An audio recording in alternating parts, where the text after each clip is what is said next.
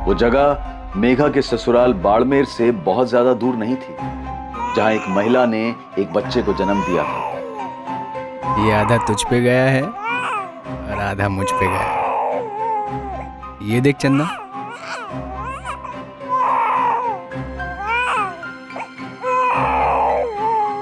मुझे तो लगता है पूरा तुझ पे ही गया है कमल।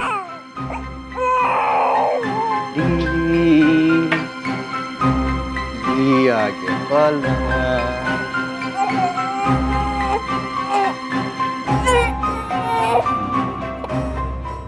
सूरज नाम कैसा रहेगा इसके लिए? बहुत अच्छा नाम है, तू चंदा और ये सूरज।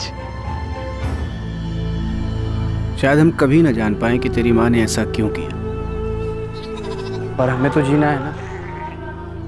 तेरी माँ तुझसे और मुझसे बहुत प्यार करती थी और उसने जो कुछ भी हमें सिखाया है उसी के सहारे आगे की जिंदगी काटनी है। हमें खुश रहने की कोशिश करनी है। भजन ने तो जिद बांध लिया लगा, दोबारा शादी नहीं करेगा। मगर जगत को एक माँ की जरूरत है, तथा जगत भी अपने ही घर का बच्चा है। राकेश और जगत हमारे लिए हमेशा बराबर होने चाहिए। हो सके तो जगत को भी अपना बेटा मानकर एक माँ का प्यार देने की कोशिश करना। सुनो, मुझे माफ कर दो, मैं हमेशा आप पे शक करती थी। सभी ने किया था लता, कुछ लोग तो आज भी करते हैं। मगर ये सब भूल जाओ। मेरे दिल में किसी के लिए कोई मलाल नहीं है। बस किसी दिन मेघा के उठाए इस कदम की वजह पता चल जाए तो अच्छा होगा। भूपेन गुलेरिया ने पहले अपने भाई और अब अपनी पत्नी से जो कहा था, क्या वही सच था? क्या मेघा गुलेरिया ने कदम सिर्फ इसलिए उठाया था ताकि वो सारी प्रताड़ना से दूर अपनी खुशियां ढूंढ सके, या फिर इसके पीछे कोई और ही वजह थी? मेघा के इस कदम को उठाने के पीछे की वजह को ढूंढना आसान नहीं था, और वहीं दूसरी तरफ एक गांव में एक 12 साल का लड़का इस बात का जवाब तलाश रहा था कि उसकी मां अचानक कहां गायब हो गई थी।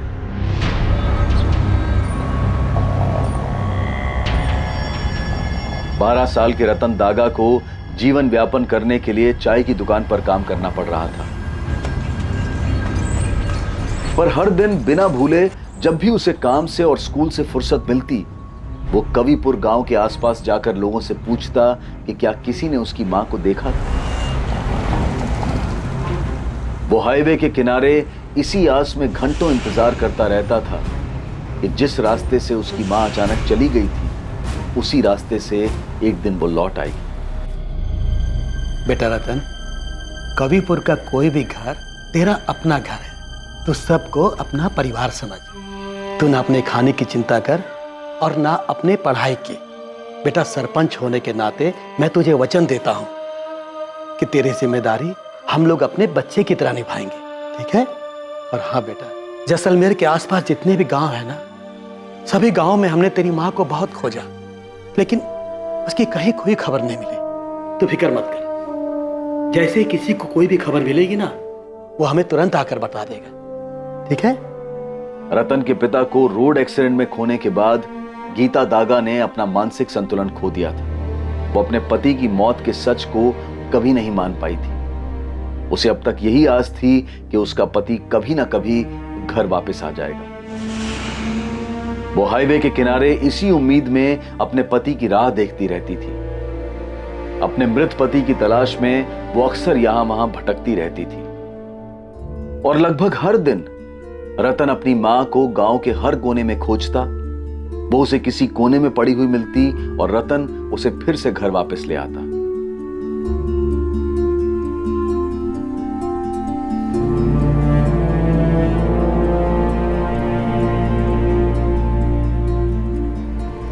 लेकिन साल 2003 में एक दिन रतन ने पूरा गांव छान मारा, पर उसे उसकी मां कहीं नहीं मिली। पर उसने ये उम्मीद कभी नहीं छोड़ी थी कि कभी ना कभी उसकी मां को घर का रास्ता याद आ जाएगा, या फिर एक दिन वो खुद अपनी मां को ढूंढ लेगा और उसे घर वापस ले आएगा। लेकिन रतन अपनी मां का पता नहीं लगा पाया। कहीं ना कहीं रतन दागा की तकलीफ और भजन गुलेरिया और उसके बेटे जगत गुलेरिया की तकलीफ के तार जुड़े हुए थे, और साथ ही जुड़ी थी मेघा गुलेरिया की कहानी कि आखिर उसने क्या और क्यों किया था। और यह कहानी तब शुरू हुई थी जब भजन गुलेरिया अपनी पत्नी मेघा को जानता भी नहीं था। कमल धीरे, कमल क्या कर रहा है? कमल धीरे कर, कमल रोक, साइकिल रोक। मैंने कहा ना साइकिल रोक। दोबारा ऐसा किया ना तो तेरी साइकिल पे बैठूंगी नहीं मैं। रोज रोज इतना चिल्लाती रहती है, कभी गिराया तुझे मैंने? पर मुझे डर लगता है ना। अच्छा सुन, घर पे कल बोल देना स्कूल से पिकनिक के लिए फोर्ट ले जा रहे हैं, फिर घूमने चलेंगे। 3 बार पहले भी यही बहाना बना चुकी हूँ। फिर से कहूंगी तो माँ पूछेंगी कि तुम्हारे स्कूल वालों को फोर्ट के अलावा और कोई जगह नहीं मिलती क्या? अच्छा, बालोतरा चलते हैं फिर। सुबह स्कूल से छुट्टी मारेंगे, बस से जाएंगे, दिन भर घूमेंगे और शाम को वापस। तू एक काम कर, तू अपनी माँ को बोल मेरे घर पे आ और मेरा हाथ मांग ले, फिर बहाना बनाने की जरूरत ही नहीं पड़ेगी। मान जाएगी माँ? अगर नहीं मानी तो? तू भागेगी मेरे साथ? कमल, मैं अपनी माँ को दुखी नहीं देख सकती। तू पहले बात तो कर, उनको मेरे घर भेज तो सही, फिर देखेंगे ना, बात होगी। फिर अगर माँ ने मना किया तो तब का तब देख लेंगे। ठीक है। माँ, हाँ, ये लड़का है, भजन नाम है। मेघा देख जरा, रिश्ता है तेरे लिए। देखने में तो थोड़ा अच्छा लगे। माँ, परिवार भी बहुत अच्छा है, बरमेर में जमीन है इनकी। लड़का 22 साल का है। हमारे चरण भाषा ने रिश्ता बताया है। मैंने मेघा का फोटो भिजवा दिया उनके हाथ। माँ, लड़के का फोटो देखते ही मैंने चरण भाई को बोल दिया कि लड़का हमें बहुत पसंद है। अब अगर वो मेघा को देखना चाहते हैं तो अगले इतवार को घर आ जाए। मेघा देख जरा, लड़का कैसा लगा? अच्छा है ना? सबसे पूछ लिया मैंने, किसी को नहीं पता कमल कहाँ गया है। उसकी माँ से पूछा क्या? अरे उनसे भी पूछा, लेकिन उनको भी नहीं पता वो कहाँ गया है। देवा बता ना, वो किसी काम वाम के लिए गया है? कोई फोन नंबर दिया है क्या तुझे? नहीं रे, होता तो बताता नहीं क्या।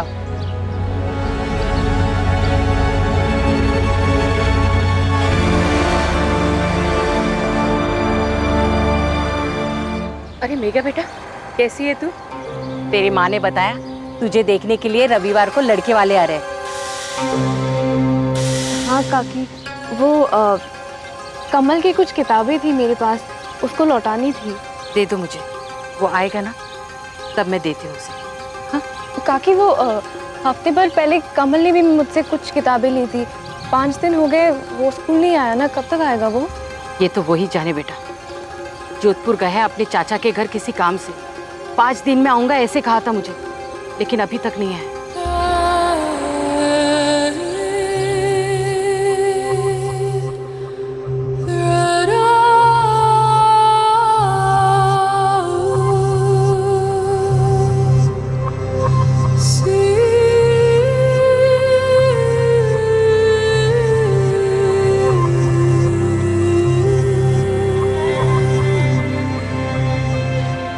मेघा को पहली नजर देखते ही भजन गुलेरिया को उससे प्यार हो गया।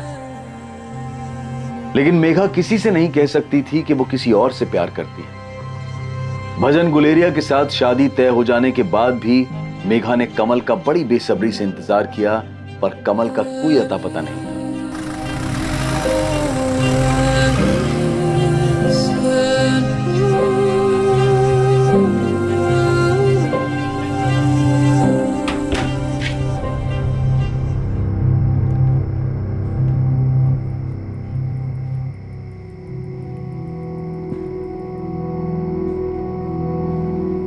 अब जब हमारी शादी हो ही गई है तो तुमको एक सच बताता हूँ। असल में मैं तो शादी ही नहीं करना चाहता था,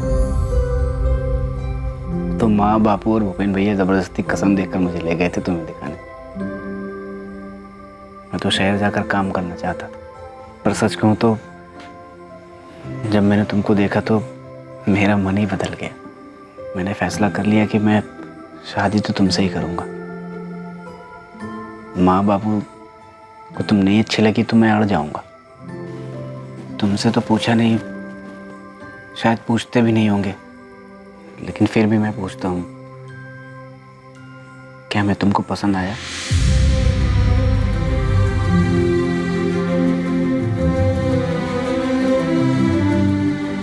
मेघा, भजन इतना खा नहीं पाएगा जितना तुम उसकी थाली में डाल रही हो।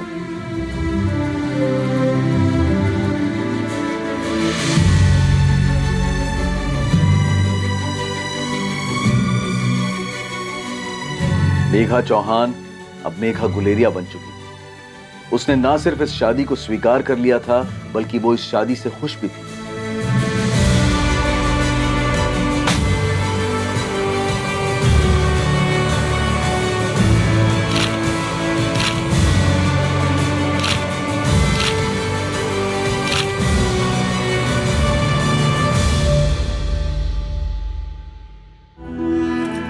मत जाओ ना, मैं यहाँ कैसे रहूंगी?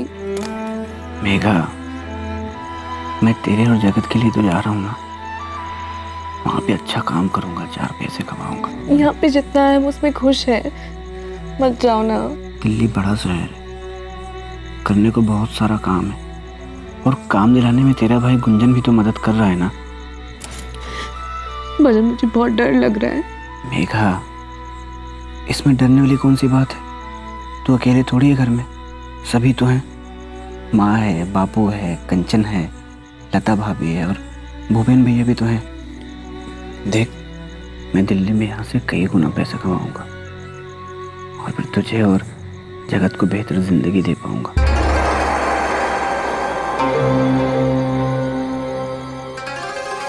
भजन बस यही सोच सकता था कि उसके दिल्ली जाने की वजह से मेघा दुखी थी। मेघा किसी भी हालत में उसे सच नहीं बता सकती थी कि उसके दिमाग में क्या चल रहा है, आखिर वो किस दुविधा से गुजर रही थी। सूरज, जवाब क्यों नहीं दे रहा? तूने दूध पी लिया? पहले दूध पी, चल खत्म कर सब। देखो उसमें मक्खी है। नाटक मत करो, थप्पड़ मारूंगी। खत्म करो। क्यों पिलाते हैं मम्मी? इतना गंदा होता है कि तेरे सेहत के लिए अच्छा है। अब पूरा खत्म कर। मम्मी पापा कब आएंगे? पता नहीं, पूछ के बताऊंगी।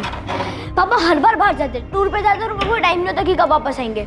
अगली बार टीचर बुलाएंगे और आप दोनों को आना है। ठीक है, चलो अभी। वैसे पापा काम क्या करते हैं? बताया ना तुझे, तेरे पापा सेल्स में है। पापा ऑफिस में काम क्यों नहीं करते? बाकी सबके पापा ऑफिस जाते हैं, दुकान जाते हैं, हर शाम को लौटते हैं। पापा की तरह हमेशा बाहर नहीं रहते। चुप कर, हर वक्त बकवास करता रहता है। अब चल, तेरी बस निकल जाएगी। उनको बोल देना। क्या हुआ चंदा, इतना चिल्ला क्यों रही है? तो और क्या करूँ, तू बता। कमल, सूरज बड़ा हो रहा है, तेरे बारे में सवाल करता रहता है कि तू कहाँ है, तू घर क्यों नहीं आता। उसके सारे दोस्त के पापा घर वापस आते हैं। दिन भर तुझे याद करके वो अपने दोस्त के पापा के बारे में बात करता रहता है। चंदा तो समझाओ उसको, मैं काम में फंसा हुआ हूँ। बस 2 दिन की बात है, मैं आ जाऊंगा वापस। कमल, मैं सूरज की परवरिश अकेली नहीं कर सकती। हम दोनों को यहाँ पे तेरी जरूरत है। चंदा, मैंने एक बार कहा ना, मैं आ जाऊंगा वापस, काम में फंसा हुआ हूँ। तुझे क्या लग रहा है मैं तुम दोनों को छोड़ के भाग जाऊंगा? तुम दोनों के बिना जी सकता हूँ क्या मैं?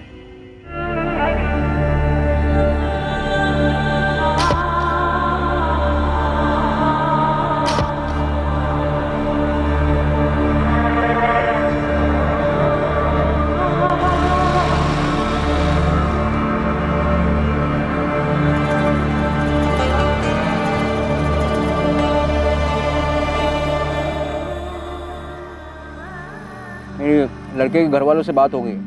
हम लड़के को एक मोटरसाइकिल दे रहे हैं। कंचन को 2 लाख के गहने देंगे जो लड़के वालों के घर जाएंगे। साथ में 2 लाख नकद भी देंगे, और उनके मेहमानों का ख्याल तो हम रखेंगे। भजन, तू सुन रहा है? हाँ, आप कैसे भी करके कंचन की शादी तय कर दीजिए। मेरे बाद जो कुछ भी होगा मैं दे दूंगा। भजन, तू ऐसा क्यों कर रहा है? क्यों अपने आप को तकलीफ दे रहा है? जगत को देखा बड़ा हो गया वो, उसकी पूरी जिंदगी पड़ी है उसके सामने, और अब तो वो भी सब कुछ भूल चुका है। तू क्यों नहीं भुला पा रहा? ना तू ठीक से खाता है, ना अपना ख्याल रखता है।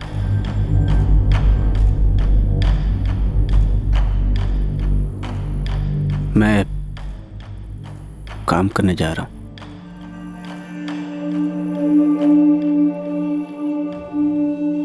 एक भजन, जो कुछ भी हुआ उस तकलीफ से गुजरना सबके लिए मुश्किल था। ये जो लड़का है ना पंकज, बड़ी मुश्किल से हाँ कहा है उसने कंचन से शादी करने के लिए। उसने या उसके परिवार ने अभी तक तेरे बारे में कोई सवाल नहीं पूछा, ना ही तेरी बीवी के बारे में। मुझे डर है कि तेरी ये हालत देखकर वो सवाल पूछना शुरू कर देंगे, और फिर हमें जवाब देना होगा, और फिर कंचन की शादी का क्या होगा? आप फिक्र मत करो भैया, मैं उन लोगों के सामने आऊँगा ही नहीं। अब बस कैसे भी करके कंचन की शादी पक्की कर दो। बाकी जगत को आप और भाभी अपने बच्चे की तरह पाल ही रहे हो। मगर भजन, जगत तेरा लड़का है, उसे तेरी जरूरत है जिंदगी में आगे रास्ता दिखाने के लिए। सब कुछ भूलकर एक बाप का फर्ज अदा कर, क्योंकि पिछले 13 साल से तू जिस सवाल का जवाब ढूंढ रहा है वो तुझे कभी मिलने नहीं वाला।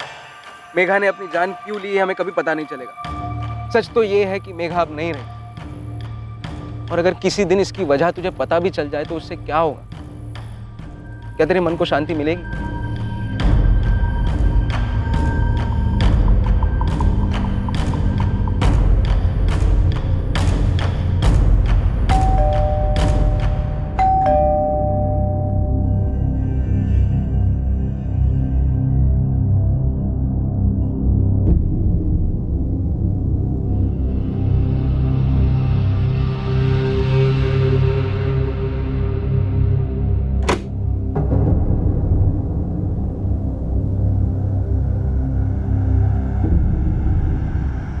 ये पकड़, अपने लिए अच्छी साड़ियाँ ले लेना और सूरज के लिए भी अच्छे कपड़े, और तेरे लिए नया मोबाइल लाया हूँ।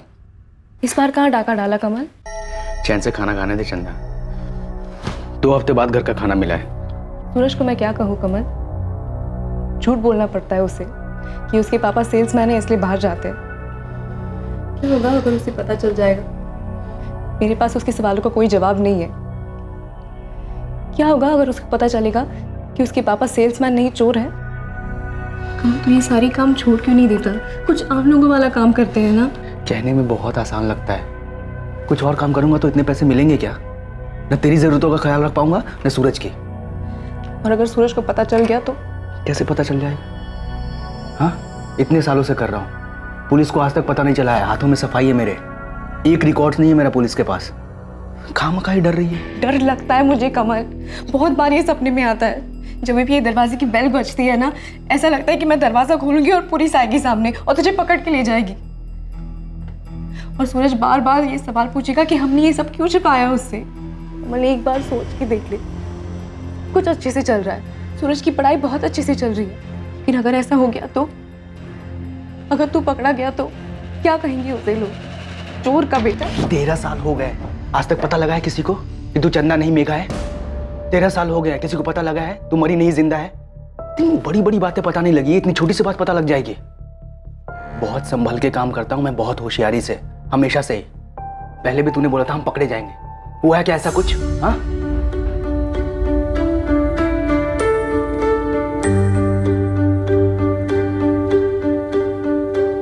अरे जीते, आप भी रुक जाते दामाद जी। अरे नहीं, बहुत काम है, तो आपने कहा मेघा और जगत को छोड़ दूं इसलिए ले आए हैं। अब मेघा आई है यहाँ तो कम से कम 2 हफ्ता रुकने दो उसे।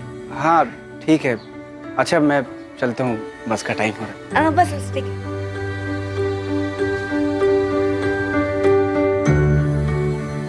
कोई 2 हफ्ते नहीं, 4 दिन में लेने आऊंगा, तैयार रहना। तुम माँ से क्यों नहीं बोला?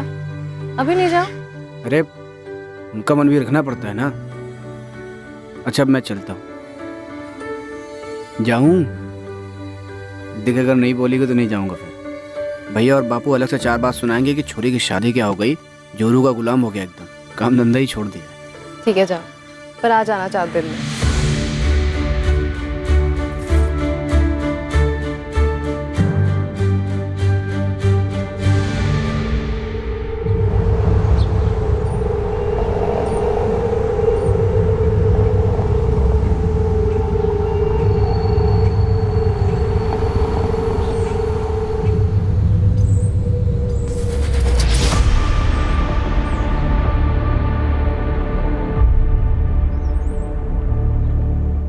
कैसी है तू? तू अब तक नाराज है? मैं आया था तुझसे माफी मांगने, पर तू बाड़मेर में थी। मेरी हिम्मत नहीं हुई वहां आने की। मैं जब भी गांव आता हूँ तेरा ही इंतजार करता हूँ कि तू कभी तो गांव आएगी। अब क्यों आया है कमल? जो हो चुका है वो हो चुका है। सब मेरी गलती है, मुझे पता ही नहीं था तेरे साथ क्या चल रहा है।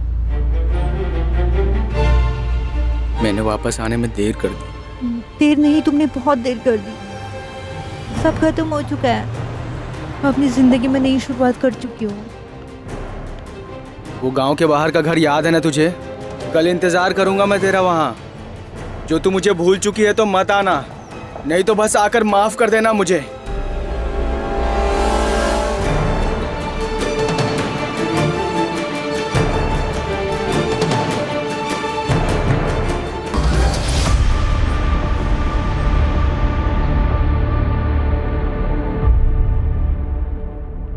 यकीन था मुझे तू आएगी। नहीं कमल, मैं किसी और की पत्नी हूँ, माँ हूँ मैं एक बच्चे की। मेघा, मुझे पता होता तेरे साथ क्या चल रहा है तो मैं उस समय ही तुझे भगा के ले जाता। पर अब इस सब का क्या फायदा कमल? क्या अब तुम मुझसे प्यार नहीं करती? पर अब मैं बहुत खुश हूँ अपनी जिंदगी में कमल। पति है मेरा जो मुझसे बहुत प्यार करता है। तुझे भुला पाना बहुत मुश्किल था मेरे लिए, पर मैं आगे बढ़ चुकी हूँ कमल। पर मैं अब भी वहीं खड़ा हूँ, कभी भूल ही नहीं पाया तुझे। जब मैं तुझसे मिलने आया ना तब तेरी शादी हो गई थी। पर अब इस सब का क्या फायदा कमल? मेरा एक अलग परिवार है। जहाँ मैं तुझे माफ कर देती हूँ कि तू नहीं आ पाया, मान लिया कि तू फंस गया कहीं पे, पर अब मैं खुश हूँ कमल और पुराना कुछ भी याद नहीं करना चाहती। मैं बस यहाँ पे इसलिए आई थी क्योंकि शादी के बाद तुझसे बात नहीं हो पाई, पर अब दोबारा नहीं आऊंगी और तुझसे कभी नहीं मिलूंगी। बस इतना बता दे, तू मेरा प्यार भूल चुकी है या अब भी प्यार करती है मुझसे?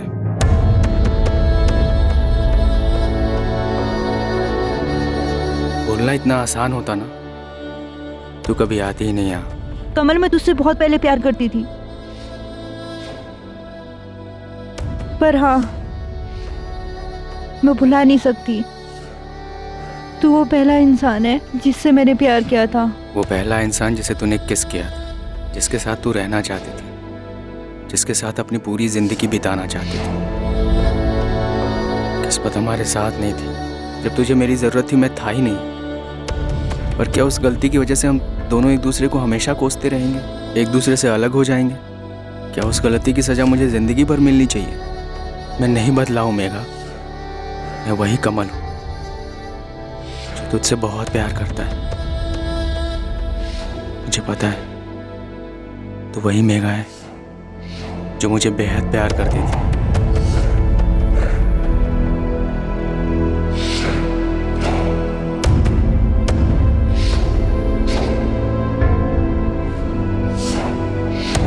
मेघा, हमारी मंजिल पहले भी एक थी,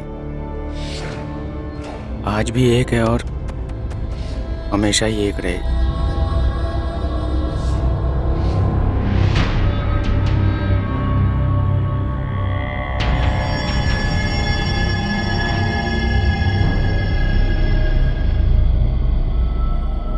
कमल, मैं अपने पति को धोखा दे रही हूँ। अगर तुझे ऐसा लग रहा है तू मेरे साथ नहीं रहना चाहती तो सबसे बड़ा धोखा तो खुद को दे रही है। कमल, वो मुझसे बहुत प्यार करता है। तू मुझसे प्यार करती है। मैं अपना खुद का सामना नहीं कर पा रही हूँ कमल। तुझे वापस आना ही नहीं चाहिए था। मुझे ना तुझे उस वक्त छोड़ के जाना ही नहीं चाहिए था। हम एक नहीं हो सकते कमल। ऐसा लग रहा है जैसे कि मैं पाप कर रही हूँ और मैं बार बार तुझसे मिलने नहीं आ सकती। भजन मुझ पे शक नहीं करता पर मैं उसका भरोसा नहीं तोड़ सकती। तू मेरे साथ चलेगी हमेशा के लिए, अपने पति को छोड़कर, सबको छोड़कर? नहीं कमल, बिल्कुल नहीं। नहीं चल सकती मैं। भजन को बहुत तकलीफ होगी। और जगत का क्या होगा? यही छोड़ दे जगत को, वो उसका बेटा है, वो संभाल लेगा उसको। नहीं, कुछ भी नहीं बिगड़ेगा मेघा। 5 साल हुए हमें एक दूसरे को देखे हुए, बात तक नहीं की थी, और अब देख सिर्फ 2 महीने हुए हमें मिले हुए, सब कुछ पहले जैसा हो गया है। हमारी किस्मत में मिलना ही लिखा है, नहीं तो हम ऐसे मिलते ही नहीं। नहीं कमल, हमारे पास एक मौका था साथ में होने का, लेकिन तू तब नहीं था। मौका भी है मेघा, मैं गलती दोबारा नहीं कर सकता। पर ऐसा कैसे होगा कमल? होगा मेघा, मैंने सब कुछ सोच रखा है। अगर तू मर जाए, अपने पति के लिए, अपने बच्चे के लिए, अपनी माँ के लिए, पूरी दुनिया के लिए। ये तू क्या कह रहा है? मेरे पास एक प्लान है। वो देवा याद है तुझे?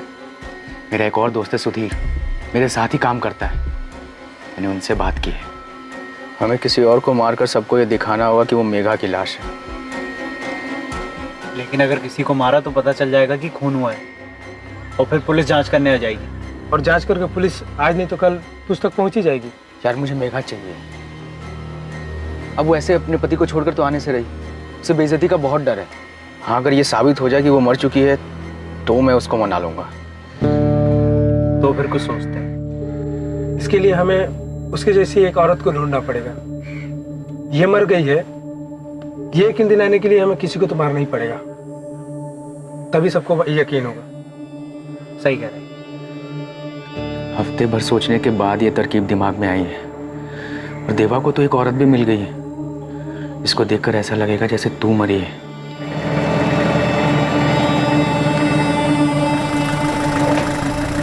वो देख, उसका दिमागी संतुलन ठीक नहीं है। यहाँ वहाँ इधर उधर सड़क हाईवे पूरे गांव भर में घूमती रहती है अपने मरे हुए पति की तलाश में। बेचारी जिंदगी से बहुत परेशान है। अब इसे मारकर हम इसे मुक्ति दे सकते हैं। मेघा, तुझे खामोश रहकर सिर्फ ऐसे दिखाना है जैसे तेरे पति और सास ससुर को लगे कि तू परेशान है। थोड़ा नाटक करना पड़ेगा। आसपास वाले लोगों को ऐसा लगना चाहिए कि ससुराल में तेरे साथ कुछ हो रहा है और तू बोल नहीं पा रही है। ऐसा जैसे ससुराल वाले तेरे ऊपर दहेज को लेकर के जुल्म कर रहे हैं, तुझे मानसिक तौर पर परेशान कर रहे हैं। और थोड़ा ऐसा भी लगना चाहिए कि ससुर और जेठ तेरे साथ कुछ गलत कर रहे हैं। जब भी तेरी माँ का फोन है ना, तो तू ऐसे बात कर जैसे तू परेशान है और अपने सास ससुर से खुश नहीं है। भजन दिल्ली जा रहा है गुंजन भैया के साथ काम करने के लिए, ताकि मुझे और जगत को एक अच्छी जिंदगी दे पाए। और मैं यहाँ। फिर तो ये और भी अच्छा मौका है। हम ऐसा दिखाएंगे जैसे तूने आत्महत्या की है। तुझे पता है, देवा मुझे बता रहा था अगर 7 साल के अंदर लड़की के साथ दहेज को लेकर कुछ हो जाए ना, तो ससुराल वाले लंबे समय के लिए अंदर जाते हैं। पर कमल, उन लोगों ने मेरे साथ कुछ बुरा नहीं किया है। तो मैंने कौन सा बुरा किया है मेघा, जो मैं तेरे बगैर जिंदगी बिताने की सजा काटूं? देख मेघा, हमें एक मौका मिला है, हम ये मौका गवा नहीं सकते। मान जा, हम बड़ी आसानी से एक दूसरे के साथ हो सकते हैं मेघा। और ऊपर वाले ने हमें ये मौका दिया है। ये सब सोचकर ये मौका बर्बाद मत कर।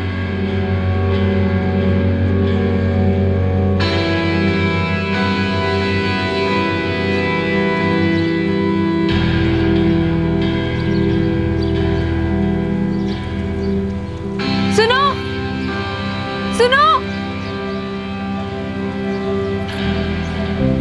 मुझे माफ़ कर दो भजन, माफ़ कर दो। मैं तुम्हें छोड़ रही हूँ, फिर दोबारा कभी नहीं मिलूंगी। तू ऐसा करेगी तो मैं तुझे छोड़ के नहीं जा पाऊंगा।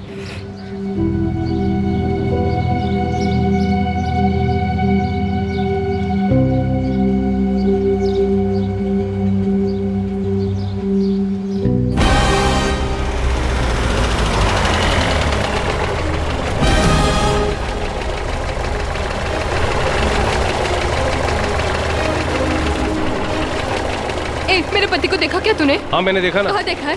अरे उधर है, चल चल अच्छा, चल, मुझे ले चल चलेगा? बताता हूँ। हाँ, आजा। जल्दी चल, चल।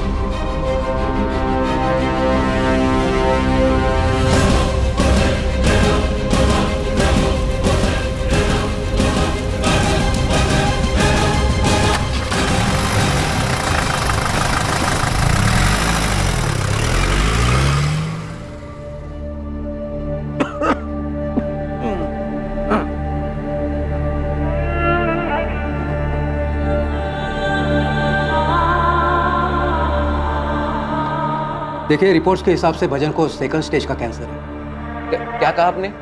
Second stage cancer? क्या मतलब है इसका? सेकंड स्टेज कैंसर मतलब आप लोग बस इतना समझिए कि भजन की हालत ठीक नहीं है, उसे तुरंत सिविल हॉस्पिटल ले जाइए। मैं एक नोट लिख के देता हूँ, वो आप डॉक्टर को दे देना। पापा ठीक तो हो जाएंगे ना डॉक्टर? देखिए, उन्हें इलाज की तुरंत ज़रूरत है। पहले ही काफ़ी देर हो चुकी है, आगे जाकर देर मत कीजिए। 15 सालों से भजन अंदर ही अंदर मर रहा था, या ये कहें कि वो खुद को मार रहा था। इस सवाल के जवाब में कि मेघा ने अपनी जान क्यों ली। 15 वर्षों के लंबे इंतजार के बाद भी रतन दागा को कोई अंदाजा नहीं था कि उसकी मां गीता दागा कहां चली गई थी और उसके साथ क्या हुआ था। क्या भजन गुलेरिया और उसके बेटे जगत गुलेरिया को कभी मेघा की सच्चाई के बारे में पता चल पाएगा? क्या रतन दागा को कभी उसकी मां के लापता होने की हकीकत का पता चल पाएगा? किस्मत के कारण यह अपराध एक लंबे समय तक सामने नहीं आ पाया था, लेकिन इसका खामियाजा कई जिंदगियों को चुकाना पड़ा था। लेकिन 2018 में किस्मत एक बार फिर पलटने वाली थी और 15 साल पहले हुआ जुर्म अब सबके सामने आने वाला था।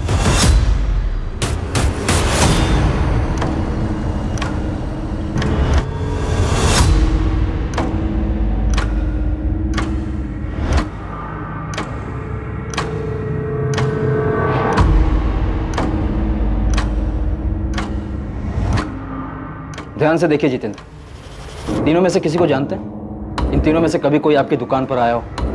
नहीं सर, इनमें से कोई भी कभी भी मेरी दुकान पर मैंने पहले नहीं देखा। गनीमत समझिए सर कि मेरी दुकान में एक छिपा हुआ सीसीटीवी कैमरा था जिस पे इन चोरों की नजर नहीं पड़ी। क्या हुआ? जी सर देखिए, मेरी दुकान के दोनों सीसीटीवी कैमरे, दोनों के तार काट चुके थे वो लोग। और तो और सर, वो जो सीसीटीवी के साथ रिकॉर्डिंग मशीन आती है ना, वो भी चुरा के चोर अपने साथ ले गए। मतलब आपकी दुकान का अच्छी तरह से मुआयना किया गया। हो सकता है कि आपकी दुकान का कोई वर्कर भी इसमें शामिल हो। नहीं सर, मुझे ऐसा नहीं लगता, क्योंकि सर यहाँ पे देखिए, यहाँ एक और छुपा हुआ सीसीटीवी जिसमें सेल्फ रिकॉर्डिंग हुआ है सर। इस रिकॉर्डिंग में तीनों चोर के चेहरे साफ साफ नजर आते हैं। चोरों को तो नहीं पता था कि यहाँ छिपा हुआ सीसीटीवी है, लेकिन मेरे सारे वर्कर्स जानते थे। और अगर सर मेरे वर्कर्स मिले हुए होते तो ये सीसीटीवी भी गायब हो जाना चाहिए था ना। सर, इन तीनों की फोटो जोधपुर के सभी पुलिस स्टेशन में सर्कुलेट कर दी है, लेकिन कहीं से कोई लीड नहीं मिल रही। कोई नहीं पहचानता इन तीनों को। ऐसे कैसे हो सकता है? फिर से भेजना, पूरे राजस्थान राज्य में भेजना। इतनी सफाई से चोरी की है उन लोगों ने। नए बंदे तो नहीं लगते, कहीं ना कहीं कोई केस तो जरूर होगा उनका। और अगर बाहर की भी गैंग हुई तो भी पता चल जाएगा। ठीक है सर। पूरे राजस्थान के किसी भी थाने में तीनों में से किसी एक की भी हिस्ट्री नहीं है? नहीं सर, किसी के बारे में कुछ पता नहीं चला है। अब सर समझ नहीं आ रहा कि चोर बाहर के स्टेट से आया था क्या। वैसे मैंने उनकी डिटेल्स दिल्ली और एमपी में भी भेज दी है। आसपास के दुकान से भी कोई फुटेज नहीं मिला? वैसे सर इस तरह की चोरी के केस पहले भी सामने आ चुके हैं। सीसीटीवी वायर को काटा गया, पीवीआर मशीन को लेकर चले गए, लेकिन सर वहाँ कहीं भी कोई छुपा हुआ सीसीटीवी कैमरा नहीं था। इसी वजह से चोरों की फुटेज सामने नहीं आई। फिर तो पक्का कोई मजा हुआ गैंग है जो काफी सफाई से अपने काम को अंजाम दे रहा है। पहली बार सामने आया। कैसे भी हो, इन्हें पकड़ना है। कई सालों की चोरी का हिसाब मिलेगा इनसे। अंदर आओ साहब। उस्मान, आजा आजा। कोई टिप मिला क्या? साहब हाँ भी और नहीं भी। मतलब मुझे और ना मेरे बंदों को इन तीनों की कोई हिस्ट्री का पता ही नहीं चला, लेकिन इनमें से एक बंदा है, इसका पता चला है। इसका नाम है कमल राजपूत। अपना एयरपोर्ट रोड साइड इसका घर है। मैंने डबल चेक किया साहब, ये बंदा कमल राजपूत ही है। घर में बीवी रहती है जिसका नाम है चंदा राजपूत। छोटा बच्चा है सूरज। बाकी इसका अगला पिछला सब पता कर रहा हूं मैं।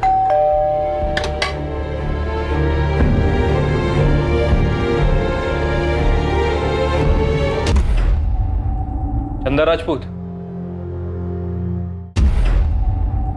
चंदा राजपूत।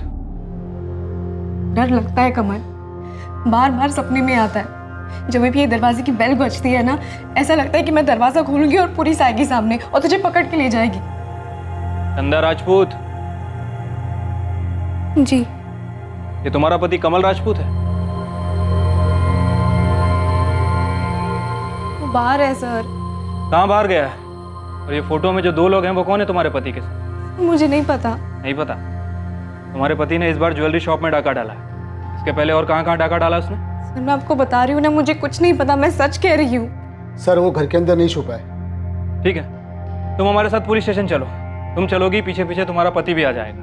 नहीं नहीं सर, मैं नहीं जानती कि वो कहाँ है, क्या काम करता है। सर मेरा बेटा स्कूल से आने वाला है, मुझे घर पे रहना होगा। क्या उम्र है तुम्हारे बेटे सूरज की? सर वो 13 साल का है।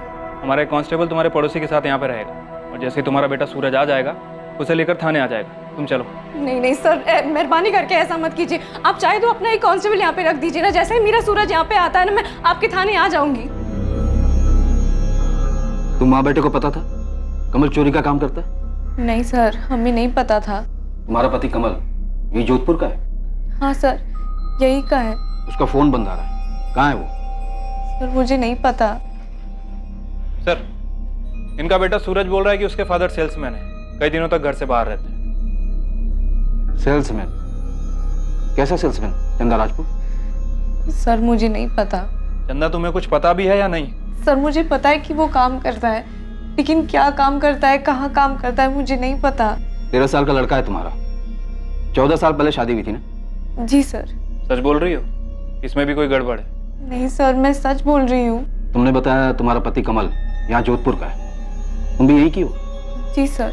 जोधपुर में कहाँ की? मायका कहाँ पर है तुम्हारा? और मायके में कौन कौन है? कोई नहीं है। कोई नहीं है? अरे तुम लोग पैदा हुए थे कि आसमान से टपके थे? तुम्हारा कोई नहीं है, तुम्हारे पति का भी कोई नहीं है। उसका फोन बंद आ रहा है, वो क्या काम करता है तुम्हें भी नहीं पता, और तुम्हें तो ये भी नहीं पता कि उसके साथ ये 2 आदमी कौन है। हम जानते हैं चंदा राजपूत, तुम्हें सब कुछ पता है। पूरे 26 लाख के गहने चुरा कर भागा है तुम्हारा पति, इसके पहले भी चुराए होंगे। सच सच बताओ। सर मैं सच बता रही हूँ, मुझे कुछ नहीं पता।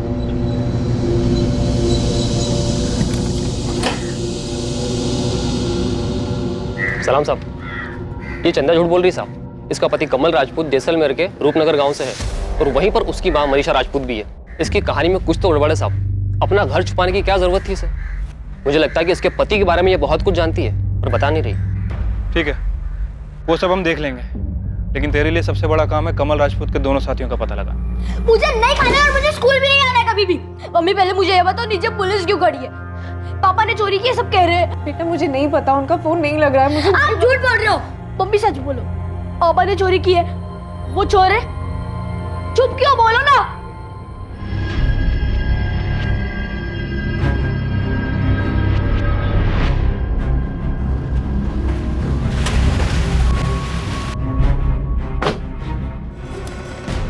ये आपका बेटा कमल है? हाँ, ये मेरा बेटा कमल है। इस वक्त कहाँ पर है ये? पता नहीं साहब। ये देखिए, ये दोनों आपके बेटे के साथी हैं। बता सकती हैं कौन है ये दोनों? ये दोनों तो उसके दोस्त लग रहे हैं। देवा और सुधीर नाम है इन दोनों का। लेकिन आप लोग मेरे बेटे को क्यों ढूंढ रहे हैं? चोरी की आपके बेटे ने। 26 लाख रुपए के गहने लेकर गायब हुआ है, और इसके पहले भी कई बार की होगी। देखिए, मुझे कुछ भी नहीं पता। कितने साल हुए मैंने अपने बेटे को देखा तक नहीं। क्या चल क्या रहा है तुम्हारी फैमिली के बीच में? उधर तुम्हारी बहू चंदा कह रही है कि कमल का कोई परिवार ही नहीं है। तुम लोग आपस में बात नहीं करते हो क्या? देखिए, मैं किसी चंदा को नहीं जानती, और मुझे ये भी नहीं पता कि कमल ने शादी कर ली है। तब तो आप अपने पोते सूरज को भी नहीं जानती होंगी। कमल को देख के 15 साल हो गए।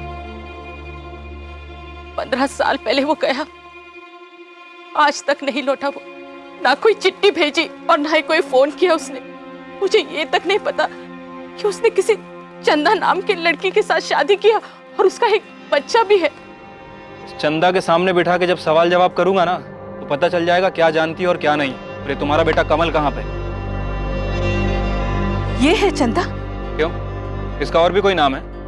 हाँ साहब, ये हमारी गांव की मेघा है, गायत्री की बेटी।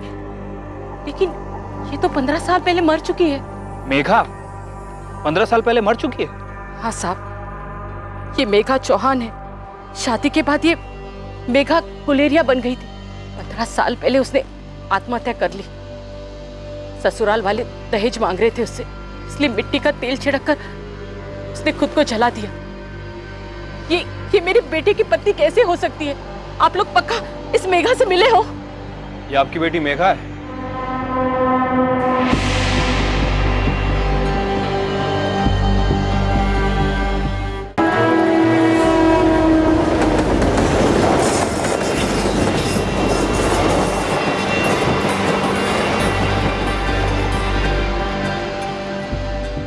मेघा भाभी जिंदा है? फिर ऐसे कैसे हो सकता है? पुलिस ने तो यही बताया। उसने अपना नाम भी बदल दिया था, चंदा बन गई है वो। फिर कोई मरा हुआ जिंदा कैसे हो सकता है भैया?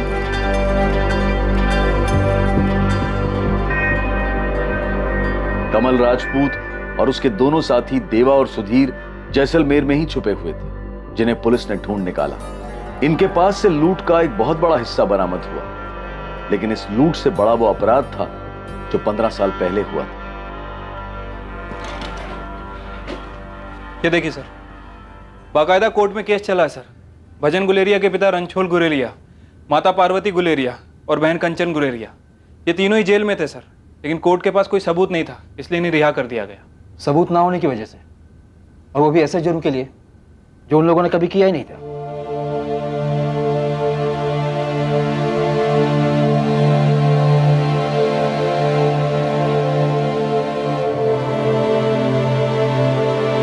मुझे किसी से नहीं मिलना है, मेरे साथ जबरदस्ती नहीं कर सकते ऐसे भी। हाथ छोड़, मैंने कहा ना मुझे किसी से चंदा, मेरी बात सुन। देखो, तुम्हारे पति को कैंसर है। पिछले 15 सालों से वो सिर्फ यही जानने के लिए तड़प रहा है कि तुमने आत्महत्या क्यों की। उसके माँ बाप मर चुके हैं, तुम्हारी माँ भी आई है, एक बार चल के मिल लो। देखिए, मैं अपना जुर्म मान चुकी हूँ। कमल के साथ मिलकर मैंने जो भी किया सब बता चुकी हूँ। अब मुझे उन लोगों में से किसी से नहीं मिलना है। तुम्हें अंदाजा भी है कि कितनी जिंदगियां खराब कर दी हैं तुमने? हाँ, इतने सालों से खामोश बैठी रही, और आज जब मिलने का टाइम आया तो बोल रही किसी से नहीं मिलना, किसी का सामना नहीं करना है। मैंने कहा ना, मुझे किसी से नहीं मिलना है, किसी को नहीं देखना है मुझे।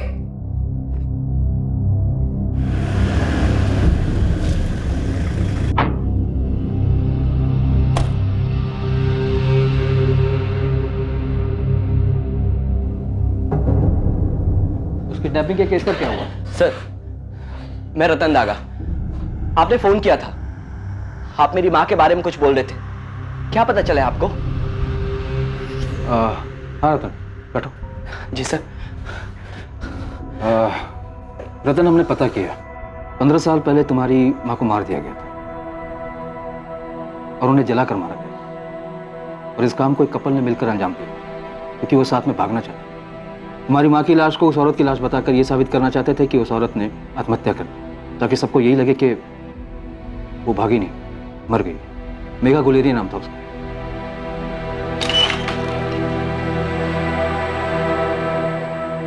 देखिए, वो आप लोगों में से किसी से नहीं मिलना चाहती। उसने अपना गुनाह भी कबूल किया। उसने कबूल किया है कि कमल राजपूत के साथ मिलकर उसने एक मानसिक रूप से बीमार औरत को मारा था, ताकि लोगों को ये लगे कि वो खुद मर गई है। अपना गुनाह तो कबूल कर लिया है, लेकिन आप में से किसी से मिलने की इच्छा नहीं।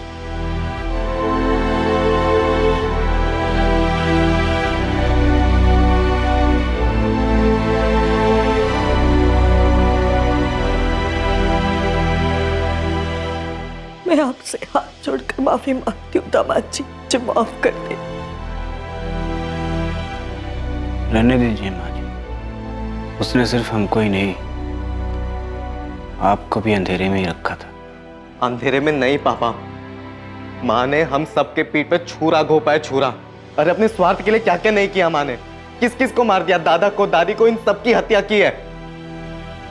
माँ को नहीं मिलना है ना तो ना मिले, लेकिन एक बार मुझे उससे मिलना है, एक बार उसका चेहरा देखना है मुझे। वो चेहरा देखना है जिसने शायद नीचे गिरने में एक नई मिसाल कायम की है। इस केस के खुलासे ने सभी को चौंका दिया। 13 साल के सूरज के लिए इस पर भरोसा कर पाना सबसे ज्यादा मुश्किल था। उसे उसकी दादी यानी कि कमल की मां के पास छोड़ दिया गया। कमल राजपूत, देवा, सुधीर और मेघा गुलेरिया पर गीता दागा की हत्या के लिए आईपीसी की धारा 302 के तहत केस दर्ज किया गया है। साथ ही आपराधिक षड्यंत्र रचने के लिए आईपीसी की धारा 120B और सबूतों से छेड़छाड़ करने के लिए धारा 201 के चार्जेस भी लगाए गए हैं। अब तो तुझे तेरे 15 साल पुराने सवाल का जवाब मिल गया ना भजन। अब जिंदगी में आगे बढ़, अब तो अपना ध्यान रखना शुरू कर दे। और अब मेघा ने तेरे साथ ऐसा क्यों किया, इस नए सवाल के पीछे मत पड़ जाना। वास्तव में वो क्या और कौन सी चीज है जो प्रेमियों में समझदारी पैदा कर सकती है? अभी कुछ महीने पहले इंटरनेट पर कुछ लोग बोल रहे थे कि शादी के बाद एक्स्ट्रा मैरिटल अफेयर्स एक इंडिविजुअल चॉइस होनी चाहिए। ये एक व्यक्तिगत विचार है और इसका ना तो हम समर्थन करते हैं और ना ही खंडन। ये आपको सोचना है कि क्या सही है और क्या गलत। एक तरफ इस जघन्य अपराध में शामिल किरदार 14 सालों तक कभी रोशनी में नहीं आए, लेकिन एक लाश सामने थी जो देखने में हूबहू मृतक महिला की तरह लग रही थी, लेकिन बहुत ही बुरी तरह जली हुई हालत में। ऐसे मामले में मृतक महिला का डीएनए टेस्ट किया जाना चाहिए था। इस बात की पुष्टि की जानी चाहिए थी कि मेघा से मिलती जुलती हुई लाश वाकई में मेघा की ही थी या नहीं। इस तरह का अपराध मायूसी देता है और हर तरफ से खामोशी से तबाही ही लाता है। किसी की लाश पर खुशियों की इमारत कैसे खड़ी हो सकती है? अब मैं अनूप सोनी आपसे विदा लेता हूं। कल रात 11 बजे कौन बनेगा करोड़पति के करमवीर एपिसोड के बाद आपसे फिर मुलाकात होगी एक और नए केस के साथ। और याद रखिए, क्राइम और आपके बीच में सिर्फ इतना फर्क है कि आप कितने सतर्क हैं। सतर्क रहें, सुरक्षित रहें। जय हिंद।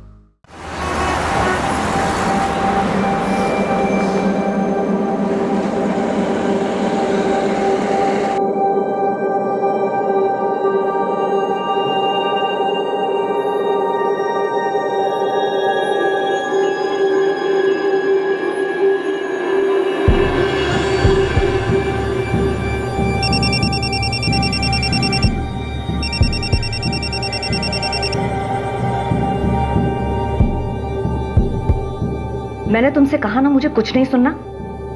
अगली बार मुझे फोन किया तो पुलिस कंप्लेन कर दूंगी। इसे तुम धमकी ही समझना। मैडम, शिखर साहब ने आपको बुलाया है, कुछ जरूरी बात करनी है उन्हें। शिखर साहब से कह दो कि मैं घर के लिए निकल गई हूँ। मैडम, आप जानती हैं मैं साहब से कभी झूठ नहीं बोलता।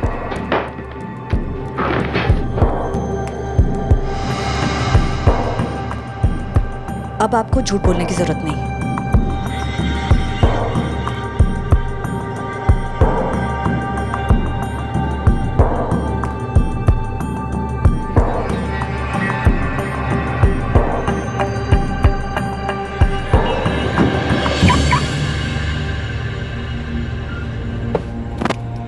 मैम, आज तो आप बुलाना ही भूल गई। वो तो अच्छा हुआ मैंने आपको जाते हुए देख लिया। जानवी, आज मुझे कुछ काम है, तुम कैब ले लो। It's okay ma'am, no problem. See you tomorrow. Good night. Night. Devika office से निकल गई।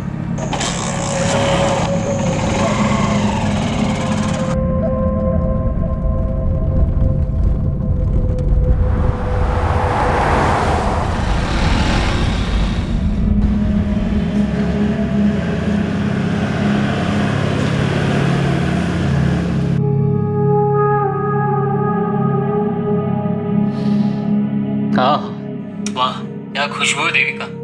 कैसी लगी डिश? मैंने खास तुम्हारे लिए बनाई है। बस तुम घर जल्दी आ जाओ, हम लोग साथ में खाना खाएंगे। पुरुषोत्तम, तुम खा लो, मैं शिखर के साथ खा चुकी हूँ। देविका, पूरे दिल्ली में तुम्हें ऐसा लजीज चिकन कहीं नहीं मिलेगा। ये स्वीट हस्बैंड बनने वाला ड्रामा बंद कर दो। तुम चाहे जो कर लो, मैं अपना फैसला बदलने वाली नहीं। आज तक मैंने तुम्हारी हर घटिया हरकत नजरअंदाज की, लेकिन इस बार तुमने हमारी प्रॉब्लम्स पे विद्युत को लाकर ठीक नहीं किया। तो मैं और क्या करता? तुम तो मेरी बात मानने से रोकी। मुझे लगा कम से कम तुम अपने बेटे की बात तो मानोगी। तुम अपनी मनमानी करती हो, बेटा यहाँ पे अपनी मनमानी करता है, और मैं तो यहाँ पे।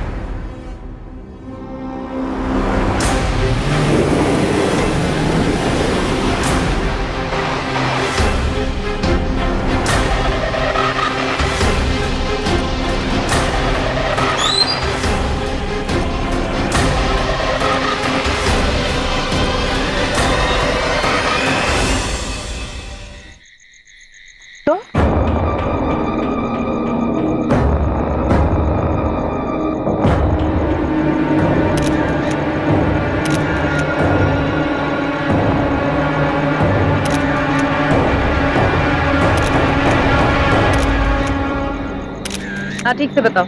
मैडम, हम लोग यहाँ से गुजर रहे थे, देखा तो बीच सड़क पे गाड़ी खड़ी थी। पास आकर देखा तो यहाँ पर लाश पड़ी थी। मैडम, लाश देखकर हम लोग डर गए और सीधा आपको कॉल किया। मैडम, हमने तो अपना फर्ज निभा दिया, क्या हम जा सकते हैं? बाबू, छोटू, तुम लोग नहीं जा सकते। शायद आपको तुमसे बात करनी होगी।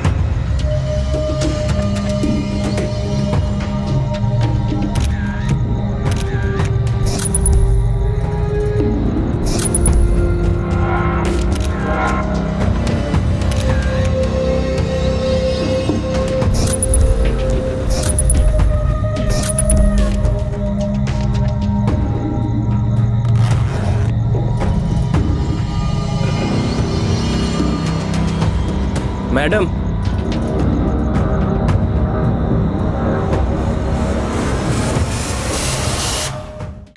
सर, बॉडी की उंगली पर रिंग के निशान और रिंग गायब है। कपड़ों से और उंगली से लग रहा है कि किसी अच्छे घर की, पर बॉडी पर एक भी ज्वेलरी नहीं। ज्वेलरी उतारी गई। पर्स मिला है लेकिन कैश भी गायब। लेकिन आईडी कार्ड मिला है। विक्टिम का नाम देविका शर्मा है और बिजनेस कार्ड भी मिला है। शिखर कंस्ट्रक्शन पे मैनेजर। मोबाइल मोबाइल मिसिंग है। तो चोरी का मामला लग रहा है। शिखर कंस्ट्रक्शन में फोन करके इनके घर वालों को इन्फॉर्म कर दो। ये वीरान जगह बहुत सोच समझ के चुनी गई है। लुटेरा पहले से घात लगाए बैठा हो। तो लाश गाड़ी से इतनी दूर, हो सकता है ये बाहर निकलकर 4-5 कदम आगे आई हो। लुटेरे ने किसी बहाने से देविका की गाड़ी को रोका हो। जैसे ही देविका कार से उतरकर बाहर आई हो, लुटेरे ने अटैक किया हो। गहने छीनने की कोशिश की होगी। इसी छीना झपटी में लुटेरे ने गुस्से में चाकू चला दिया। बॉडी से सारे गहने उतारे गए, पर्स से पैसे निकाले गए और मोबाइल में से। लेकिन गाड़ी में लैपटॉप है सर, लुटेरे लैपटॉप क्यों छोड़ेंगे? लैपटॉप की कीमत तो मोबाइल से ज्यादा मिलती।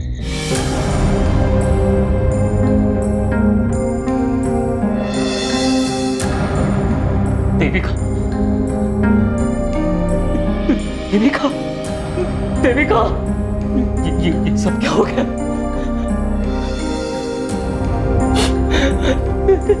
सर, किसने किया ये मेरी देविका के साथ? देखिए, फिलहाल तो यही लग रहा है कि लूट के इरादे से ही देविका जी की गाड़ी को रोका गया होगा और शायद छीना झपटी में लुटेरों ने चाकू चला दिया। वैसे इतनी रात गए आपकी बीवी यहाँ कहाँ से रही थी? काम से आ रही थी।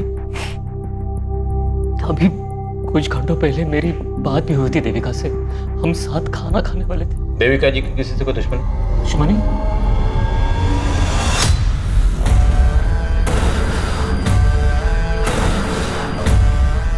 शिखर से देविका नहीं रही,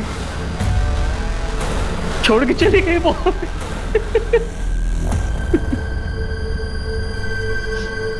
मैं शिखर बवेजा, मुझे देविका को देखना है। सर आइए आप, मैं ले चलता हूँ।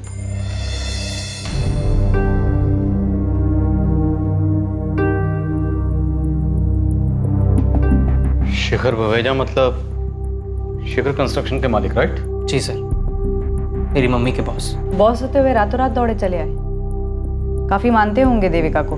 शिखर बवेजा बहुत बड़े आदमी है सर, और बड़े लोग सिर्फ अपने आप को मानते, जो मन में आया करते।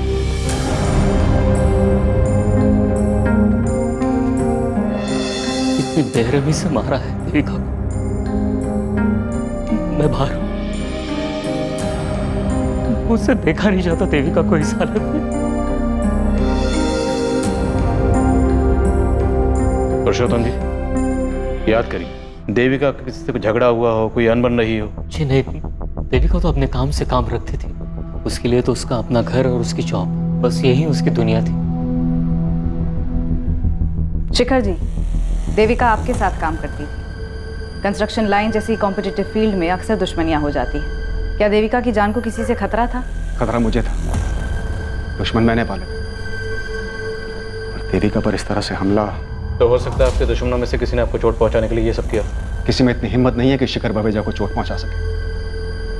अगर फिर भी अगर किसी ने ये जुर्रत की है तो उम्मीद करता हूं कि जल्द से जल्द आप उन्हें गिरफ्तार कर लें। आप बेफिक्र रहिए, हम पूरी कोशिश करेंगे। कोशिश नहीं, मुझे रिजल्ट्स चाहिए, और वो भी जल्दी।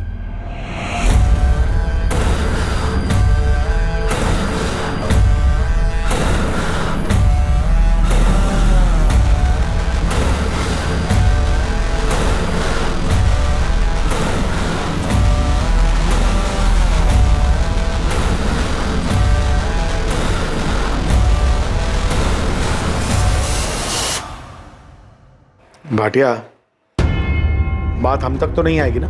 नहीं सर, कोई मुंह नहीं खोलेगा। जिसने देविका का भरोसा तोड़कर हमसे हाथ मिला लिया, उस पर इतना भरोसा करना ठीक नहीं है। उसे को संभल कर।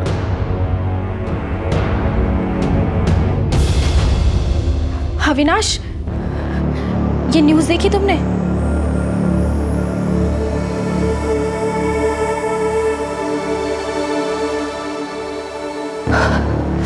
रोहित, ये तुम्हारा टिफिन। आज लौटने में थोड़ी देर हो जाएगी। ऑफिस के बाद लॉयर से मिलने जाना है। वो शिखर बवेजा के खिलाफ जो केस है वो। शिखर बवेजा के बजाय सिर्फ पापा भी तो कह सकती हो। मुझे पता है तुम नहीं मानोगी, लेकिन फिर से कह रहा हूँ, केस वापस ले लो। घर के झगड़े घर में सुलझाए जा सकते हैं, इसके लिए कोर्ट जाने की क्या जरूरत है? रोहित, मुझे देर हो रही है।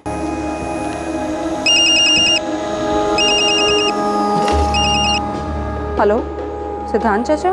प्रगति बेटा, अब तुम्हारी माँ अपने घर जा सकती है, क्योंकि रास्ते कांटा हट चुका है। मतलब?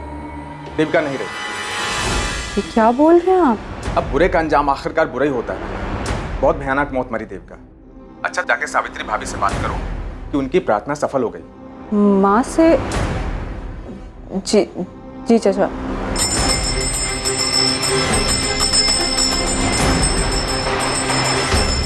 सावित्री दीदी तो देविका नहीं रही।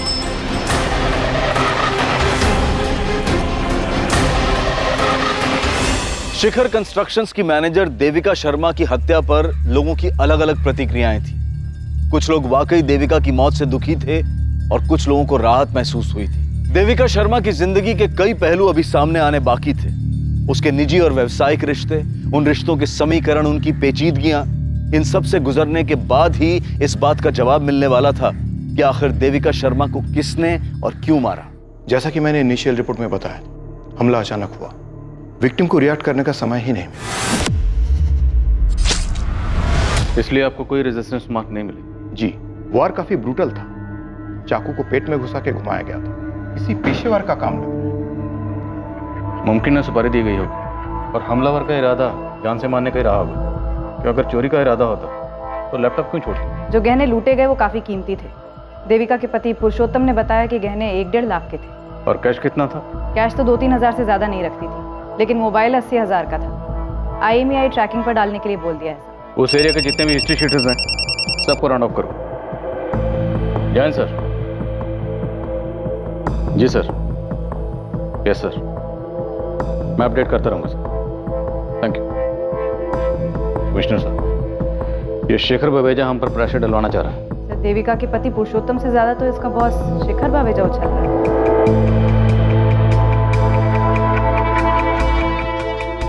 विद्युत बेटा जल्दी करो, तुम्हें कॉलेज छोड़ के मुझे मीटिंग के लिए पहुंचना है। शिखर अंकल वेट कर रहे होंगे मेरा। चाबी कहाँ रख दी मैंने? मम्मी, चाबी। आप भी ना दिन पे दिन भुलक्कड़ होती है। वैसे मेरे पास एक आइडिया है। क्या? आप ना मुझे एक बाइक दिला दो, फिर ना मेरी वजह से आपको देर होगी और ना शेखर अंकल को आपकी वजह से। अच्छा बहाना है बाइक लेने का। चलो जल्दी। मम्मी तुम बेकार में ही डर रही हो। मैं तो कभी 60 की स्पीड भी क्रॉस नहीं करता और सारे ट्रैफिक रूल्स भी फॉलो करता हूँ। और ये मत सोचना किसी लड़की को इंप्रेस करने के लिए बाइक मांग रहा हूँ। अच्छा, तो फिर बाइक लेने का फायदा ही क्या? ये मेरी बाइक की चाबी। तुम्हारा advance birthday gift. Yes, you are the best mummy, my super mom. Vidyut बेटा, कुछ खा ले। मुझे नहीं खाना, आप खा लो। तुम नहीं खाओगे तो मैं कैसे खा पाऊंगा? हाँ? अच्छा बेटा सुन, शिखर सर से मेरी बात हुई। क्या? आप सबसे पहले तो ये शिखर सर बोलना बंद करो। वो मम्मी के बॉस थे, आपके बॉस नहीं। और क्या जरूरत थी आपको उनसे बात करने की? उनकी मनमानी की वजह से ही तो ये सब बिगड़ा था। बेटा, बड़े लोग मनमानी करते हैं क्योंकि उनकी मनमानी चलती है। और तू पुरानी बातें भूल जा। शिखर सर ने कहा है तू चाहे तो वहां फिर से काम शुरू कर सकता है। आपको जरा भी शर्म नहीं आती क्या पापा? आपके अंदर थोड़ा भी सेल्फ रिस्पेक्ट है भी या नहीं? विद्युत बेटा कुछ खा तो ले। ठीक है कमिश्नर साहब, आई होप आपके ऑफिसर्स आपके किए हुए प्रॉमिस को निभाएंगे। Thank you sir. मैं आप सभी से सिर्फ एक बात कहना चाहता हूं, देविका अब नहीं है, लेकिन ये कंपनी है और ये कंपनी जितनी मुझे अजीज है उतनी ही देविका को भी थी।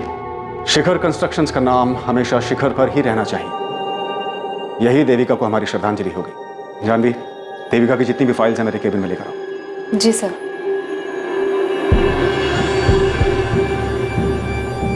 देविका, हम शिखर कंस्ट्रक्शन में पिछले 8 महीने से काम कर रहे हैं। तुम्हारा पेपर वर्क, तुम्हारा क्लाइंट कोऑर्डिनेशन कमाल का है। मैं और शेखर भैया तुम्हारे काम से बहुत खुश हैं। लेकिन मेरी मानो तो तुम डेस्क जॉब को ही कंटिन्यू रखो, क्योंकि लैंड डीलिंग और कंस्ट्रक्शन का काम तुम्हें सूट नहीं करेगा। प्रधान बिल्कुल ठीक कह रहा है। और वैसे भी तुम्हारा बेटा विद्युत अभी छोटा है और घर और काम को एक साथ एडजस्ट कर पाना आसान नहीं है। इसलिए जितनी तुम्हारी कैपेसिटी है उतना ही काम हाथ में लो। सर, मेरी कैपेसिटी मुझसे बेहतर और कौन जान सकता है? लेकिन टाइम कैसे मैनेज करोगी देविका? दोनों में से एक के साथ कॉम्प्रोमाइज होगा और मुझे डर है कहीं वो मेरा बिजनेस ना हो। सर, ऐसा नहीं होगा। आप दोनों की तरह शिखर कंस्ट्रक्शंस को शिखर तक पहुंचाना अब मेरा भी सपना है।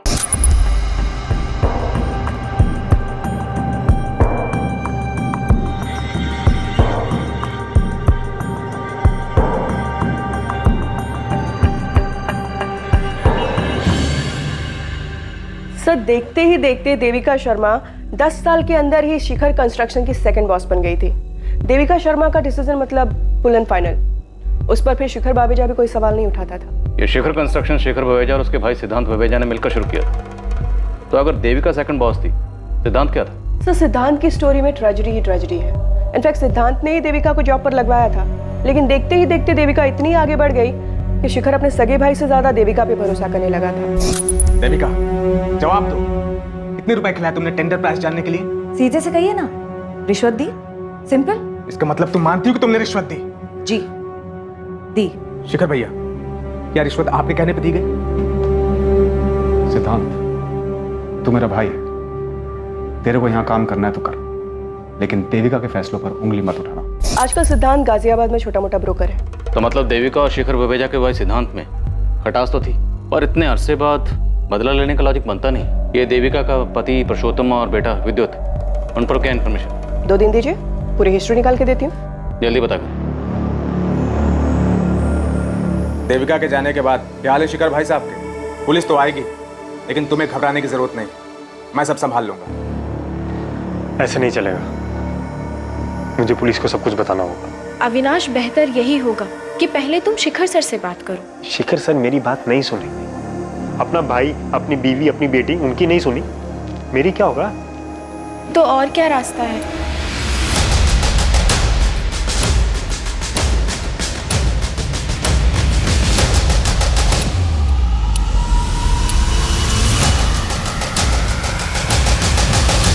सर, हमें मम्मी की बॉडी कब तक मिलेगी? 2 दिन में मिल जाएगी। इन तस्वीरों को देखकर ऐसा लगता है कि तुम अपने पापा के बजाय शायद मम्मी के ज्यादा करीब थे। जी सर, इनफैक्ट मैं तो मम्मी को सुपर मॉम कहता था। घर, ऑफिस, मेरी पढ़ाई सब अकेले ही मैनेज कर लेती थी। और देविका को नौकरी भी अच्छी मिल गई थी। शिखर सर बड़े अच्छे इंसान हैं। जब विद्युत छोटा था और कभी बीमार पड़ जाता था तो वो फौरन ही देविका को छुट्टी दे देते ताकि वो विद्युत का ख्याल रख सके। आप भी तो ख्याल रख सकते थे ना पापा। सर, ये देविका की फोटो, यही ज्वेलरीज वो रेगुलर पहनती थी। उस रात भी देविका ने यही नेकलेस और ईयररिंग्स पहने थे। रिंग की फोटो नहीं है? देविका के हाथ से रिंग भी तो गायब थी। वो रिंग देविका को 1 महीने पहले ही शिखर सर ने गिफ्ट दी थी। काफी महंगी थी। काफी दिलदार बॉस लगते हैं शिखर बवेजा जी। विद्युत का इस साल ग्रेजुएशन हो गया तो उन्होंने ट्रेनिंग के लिए उसे फौरन अपनी कंपनी में जॉब दे दी थी, लेकिन इसने पिछले महीने छोड़ दिया। छोड़ क्यों दे? सर, मेरा मन नहीं लगा। हमारी मम्मी 10 साल से वहाँ काम कर रही थी। वो इतने दिलदार किस्म के बॉस हैं। हमारी मम्मी को महंगे महंगे तोहफे देते थे। कोई एहसान नहीं करते थे। इनफैक्ट मेरी माँ ने उनके ऊपर एहसान किया था। अपनी जान दाव पे लगाकर उनकी जिंदगी बचाई थी। मनोहर, कहाँ हो तुम? पार्किंग से गाड़ी लाने में इतना टाइम लगता है? गेट इट फास्ट, हम वेट कर रहे हैं।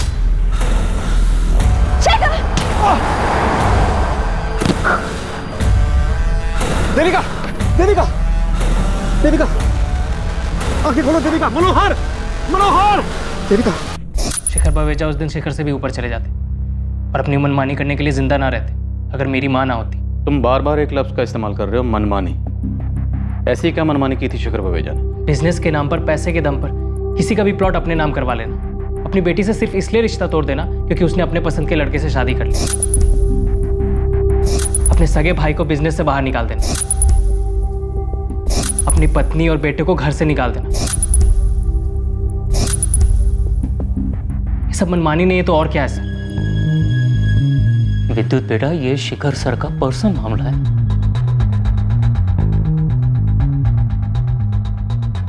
वैसे इस देविका शर्मा की कहानी में शिखर बावेजा का किरदार काफी स्ट्रांग नजर आ रहा है। और पुरुषोत्तम का किरदार काफी कमजोर। घर में माँ बेटे की इतनी तस्वीरें हैं लेकिन पुरुषोत्तम की एक भी नहीं। कुछ तो गड़बड़ थी इस फैमिली में। शिखर सर के खिलाफ बोलने की क्या जरूरत है? वो हमारी मदद करना चाहते हैं। आपको जरा भी दुख नहीं है ना मम्मी की मौत का? इनफैक्ट आपको तो ये दुख सताया जा रहा है कि कहीं जो पैसे आ रहे थे वो आना बंद ना हो जाए। इतने सेल्फिश कैसे हो सकते हैं पापा? ऐसा बिल्कुल नहीं है विद्युत। मैं भी देविका से बहुत प्यार करता था। दुख भी है उसके जाने का। हाँ, शायद मेरे चेहरे पे दिखता नहीं है क्योंकि पिछले 1 महीने से मैं खुद को इस बात के लिए तैयार कर रहा था कि देविका मुझे छोड़ के जाने वाली है। फिर भी आप शिखर बवेजा के नाम की ही माला जप रहे, जबकि सबकी वजह भी वही है। मैं नहीं करने वाला शिखर बावेजा की नौकरी। जी हाँ इंस्पेक्टर, जो रिंग देविका पहनती थी वो मैंने ही दी थी उसको। बिल है मेरे पास और उस पर रिंग की फोटोग्राफ भी है। मैं भिजवा दूंगा आपको। अच्छी बात है, आप हाथ पैर मार रहे हैं। उम्मीद करता हूं किसी नतीजे पर भी पहुंचे। साहब, बुरा ना माने तो कुछ कहूं? अगर आप मालकिन और विवेक बाबा को वापस घर बुला लेते तो। आज बोल दिया मनोहर, दोबारा नसीहत मत देना। आउट।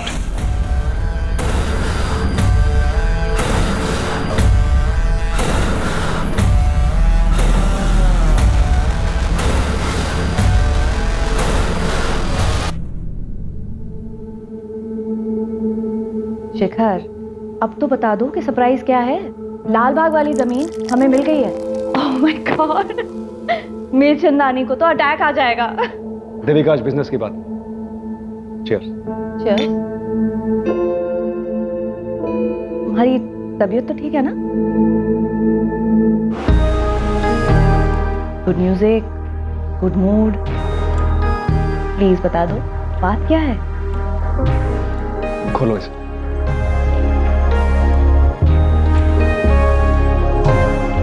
शादी करोगी मुझसे?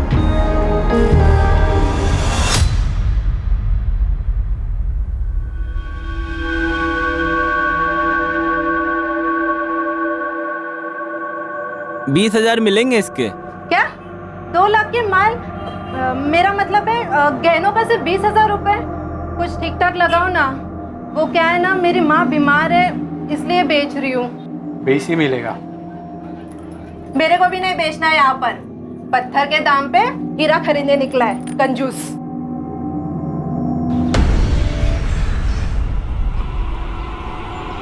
बाबू तू है क्या? मैंने बोला था ना तुझे, ये गहने तेरे पहनने के लिए है, बेचने के लिए नहीं। ऐसे गहने पहन के निकलूंगी तो लोग पूछेंगे नहीं क्या मुझे? इसलिए ना इसको बेचने में ही फायदा है। और वैसे भी ये लूट के गहने हैं, समझा? चुप कर पगली, मरवाएगी क्या?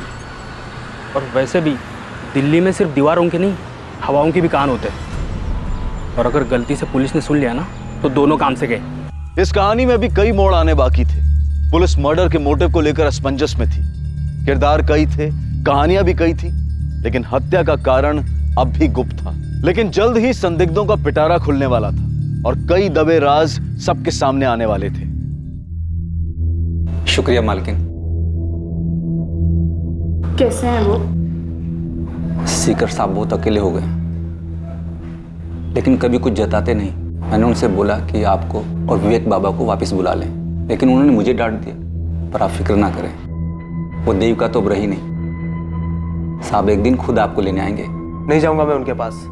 वो लेने भी आएंगे ना, तब भी नहीं जाऊंगा, बोल देता हूँ। चुप रहो विवेक, तुम भी अपनी बहन के जैसी बातें करने लगे हो।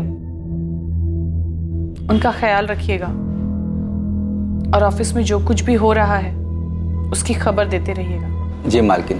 सर, ये देविका के पति पुरुषोत्तम और उसके बेटे विद्युत का कंप्लीट केवाईसी निकाला है। ये पुरुषोत्तम थोड़ा अजीब कैरेक्टर है। नवाब की तरह जीता है, ना कोई काम ना कोई जिम्मेदारी, बस मटर गश्ती करना, गप्पे लड़ाना, यही उसका काम है। पुरुषोत्तम ने आखिरी जॉब 10 साल पहले की थी और जवानी में जितने भी जॉब किए कहीं पर भी 6 महीने से ज़्यादा नहीं टिका है। और देविका से शादी के बाद तो मानो उसने VRS ले लिया हो। उसकी सोसाइटी के लोग उसकी बहुत खिल्ली उड़ाते हैं, लेकिन उसकी मोटी चमड़ी पे कोई फर्क नहीं पड़ता है। और विद्युत को? बाप से बिल्कुल उल्टा। बात बात पे पटाखे फूटते हैं उसके दिमाग में। उसके सोसाइटी के एक लड़के ने ही बताया था कुछ दिन पहले माँ बेटे में बहुत बड़ा झगड़ा हुआ था। क्या हुआ विद्युत? बाइक स्टार्ट नहीं हो रही? चल मेरे साथ कार में आ जा, तुझसे कुछ बात भी करनी है। शिखर के बारे में? शिखर अंकल बोलो बेटा। अंकल या डैडी? पापा ने मुझे सब कुछ बता दिया मम्मी।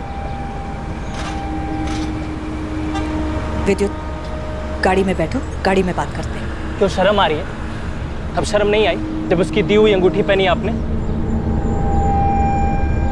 मैं आपको अपनी सुपर मॉम मानता था, आपने अपने बॉस के साथ। बकवास बंद करो, अभी तुम छोटे हो, ये नहीं समझोगे। लेकिन आप एक बात अच्छे से समझ लो मम्मी, आपको उस आदमी या मेरे में से किसी एक को चुनना होगा, क्योंकि मैं नहीं देख सकता आपको उसके साथ। और अगर ऐसा हुआ ना तो मैं कुछ कर बैठूंगा। या तो मैं अपने आप को मार दूंगा, या फिर उस शिखर को, या फिर आपको। विद्युत ने हमें बताया था कि शेखर विवेजा ने अपने बीवी बच्चों को घर से निकाल दिया था।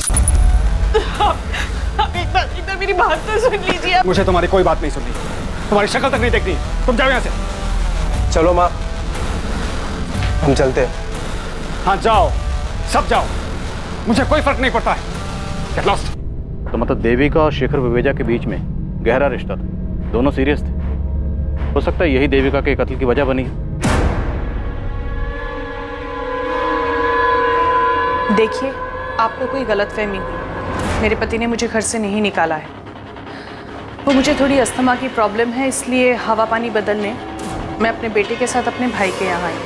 अब भी वक्त है, जो भी वो बता दीजिए, वरना हम सच तक पहुंच ही जाएंगे। मम्मी ने आपसे जो कहा वही सही है। उसकी तबीयत ठीक नहीं, इसलिए हम मामा जी के घर आए। नहीं मैडम, जीजा जी और दीदी में कोई प्रॉब्लम नहीं। हाँ प्रॉब्लम थी, पर इतनी भी बड़ी प्रॉब्लम नहीं थी जो कभी ठीक नहीं हो सकती। प्रगति, पुलिस स्टेशन आ सकती हो? लेकिन आपकी माँ और भाई ये दोनों तो कह रहे हैं कि कोई प्रॉब्लम नहीं। झूठ बोल रहे हैं सब। मेरी माँ, मेरे मामा जी और कुछ हद तक मेरा भाई विवेक भी, सब डरते हैं शेखर बावेजा से। शेखर बावेजा? आप नहीं डरती अपने पापा से? नहीं, मैं किससे नहीं डरती, लेकिन मेरी माँ डरती है, मेरे बाप से, समाज से, उसके आने वाले कल से। तभी तो ये बात को बोल नहीं कर पा रही कि मेरे बाप ने उसको धक्के मार के उसके घर से बाहर निकाल दिया। लेकिन देविका तो अब कभी लौट नहीं पाएगी, और देखा जाए तो देविका की मौत से तुम्हें और तुम्हारी माँ को सबसे ज्यादा फायदा हुआ है। तुम्हारी माँ वापस अपने घर जा सकती है। मेरी माँ इस बात का इंतजार कर रही है कि कब शेखर बावेजा खुद उसको उस घर में वापस ले जाने आएंगे, लेकिन मुझे पता है कि वो ऐसा कुछ नहीं करने वाले। और मेरी माँ तो खुद कुछ करना नहीं चाहती। और जहाँ तक रही मेरी बात, मुझे सिर्फ उस पुश्तैनी घर से लेना देना है जहाँ से उसने मेरी माँ को धक्के मार के निकाल दिया उस देविका की वजह से, जिस पे मेरी माँ का हक है। इसलिए मैंने केस भी किया है। इसके अलावा मुझे शेखर बावेजा से कोई मतलब नहीं। तो आप अपनी और अपने परिवार की परेशानियों के लिए किसे जिम्मेदार मानती हैं? अपने पापा शेखर बावेजा को या देविका शर्मा को? अपनी माँ को। ये मेरी एम्प्लॉय है जानवी, उस रात के बारे में आपको कुछ बताना चाहती है। मैम, देविका मैम अक्सर मुझे अपनी कार में लिफ्ट दिया करती थी, लेकिन उस रात अचानक से उन्होंने मुझे कैब लेने के लिए कहा। जानवी, आज मुझे कुछ काम है, तुम कैब ले लो। It's okay ma'am, no problem. और जब वो अपनी कार लेकर बाहर निकली तब मैं वहीं पर खड़ी थी, और मैंने देखा कि जैसे ही वो अपनी कार लेकर निकली, उनकी कार के पीछे पीछे एक बाइक भी गई जो अविनाश की थी। कौन है अविनाश? अविनाश हमारी कंपनी में एक एम्प्लॉय था। कुछ दिनों पहले नौकरी से निकाला था उसे देविका ने। कंपनी के साथ फ्रॉड किया था उसने। अविनाश, ये दूसरा टेंडर है जो मीरचंदानी बिल्डर्स ने हमसे कम दाम पर भरा है। ये इत्तेफाक नहीं हो सकता। मैम, मैं आपका गुस्सा समझ सकता हूँ, लेकिन आप मुझ पे क्यों शक कर रही हैं? तो फिर डरने की क्या बात है? तुम अपना पासवर्ड बताओ, तुम्हारा ईमेल आईडी चेक करेंगे जैसे दूसरे एम्प्लॉइज का किया। Avinash@123।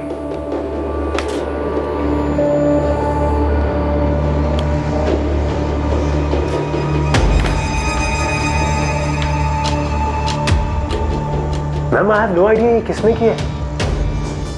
आई थिंक मेरा ईमेल अकाउंट हैक हुआ है।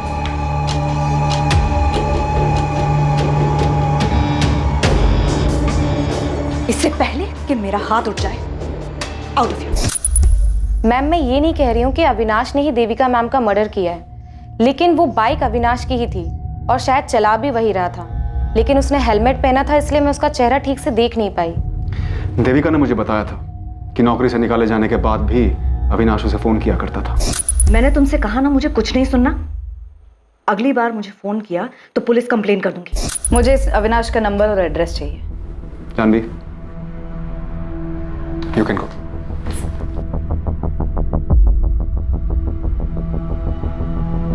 शिखर जी, हमने सुना है आपके भाई सिद्धांत ने देविका की वजह से आपका बिजनेस छोड़ा। गलत सुना है। सिद्धांत के जाने की वजह वो खुद था, और वैसे भी ये बात अब पुरानी हो चुकी है, एंड आई डोंट थिंक सिद्धांत ऐसा कुछ कर सकता है। फिर भी अगर आपको उसका नंबर चाहिए तो जानवी के पास मिल सकता है। इसका मतलब है आप अपने भाई से टच में नहीं हैं? मैं पीछे मुड़कर नहीं देखता हूं, और आपको भी मेरी यही राय है कि सिद्धांत के पीछे पड़ने की बजाय आप मीरचंदानी बिल्डर्स के मालिक नीरज मीरचंदानी को कुरे दिए। वो आपके बिजनेस कॉम्पिटिटर हैं? जी, सालों पहले मुझ पर एक हमला हुआ था, उसी ने करवाया, जिसमें देविका ने आपकी जान बचाई थी। जी, मीर चंदानी बहुत बड़ा पैंतरेबाज है।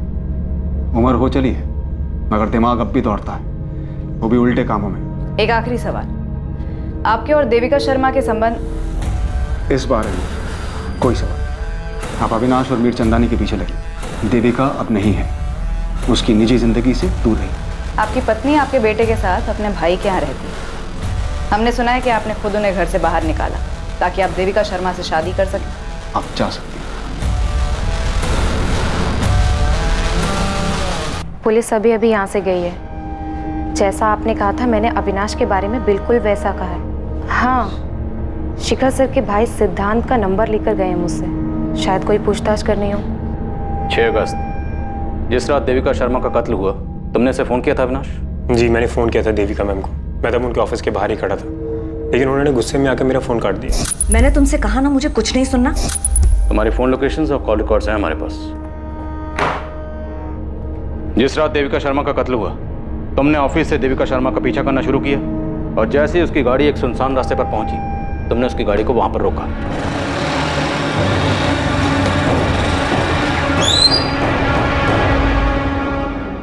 तुम? और फिर वहां तुमने देविका शर्मा का कत्ल किया और थोड़ी दूर ले जाकर उसकी बॉडी को छोड़ दी। जी नहीं, ऐसा कुछ भी नहीं हुआ था सर। मैं सिर्फ देविका मैम को मिलकर उनको कुछ दिखाना चाहता था, लेकिन वो मेरी बात सुनने के लिए राजी नहीं थी, इसीलिए मुझे यह रास्ता अपनाना पड़ा। ऐसी क्या बात थी?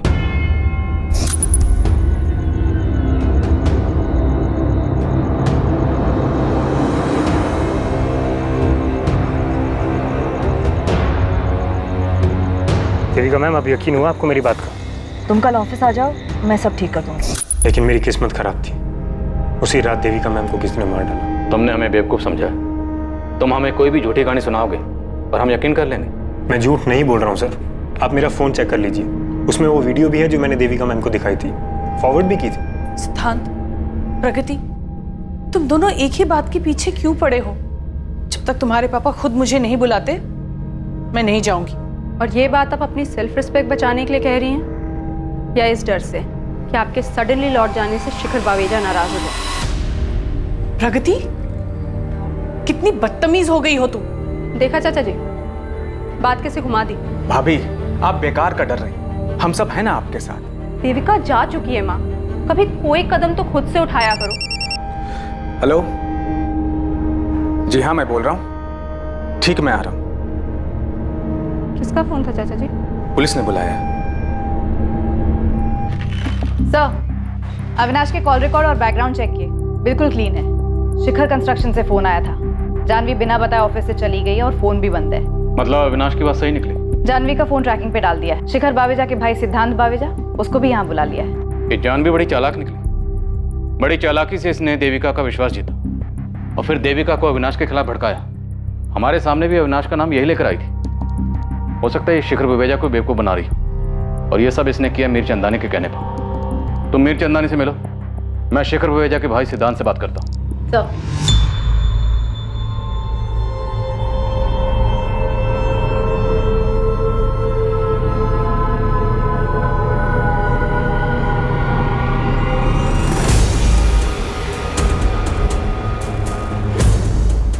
मीर चंदानी जी, कुछ कहना चाहेंगे इस वीडियो के बारे में? अब क्या कहूँ सर, लेकिन सच तो यही है कि मेरे सगे भाई शिखर बावेजा ने उस देविका के लिए मुझे बिजनेस से निकाल दिया।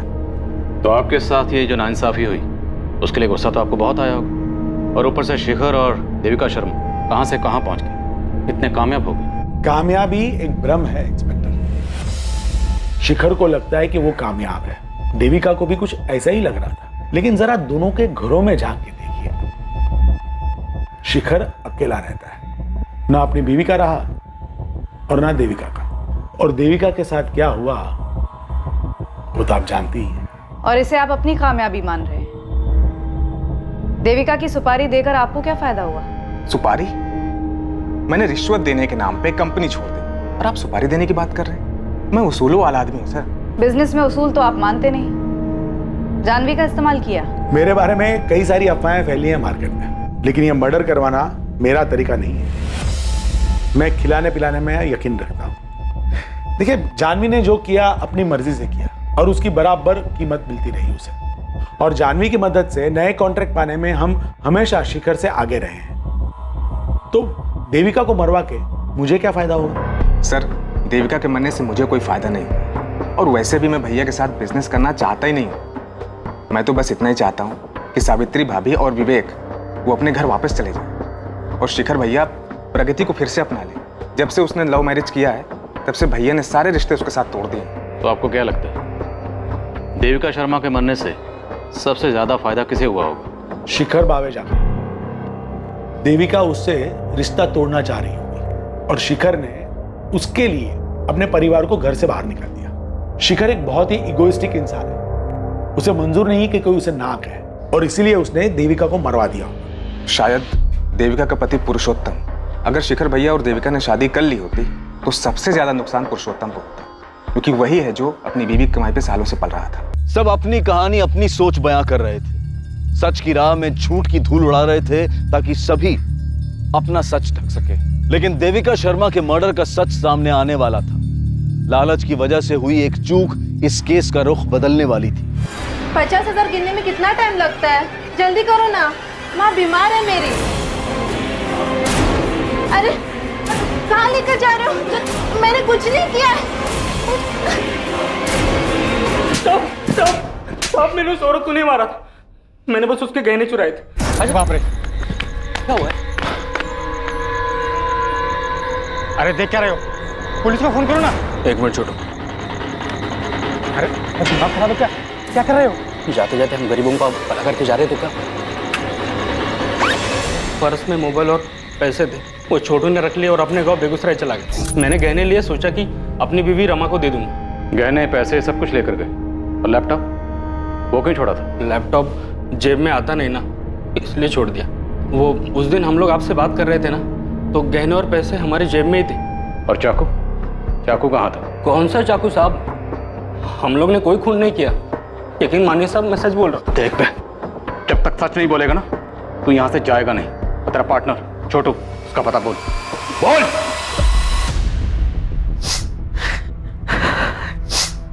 तुम बार बार यहाँ क्यों आते हो? और कहाँ जो शिखर शर्म है।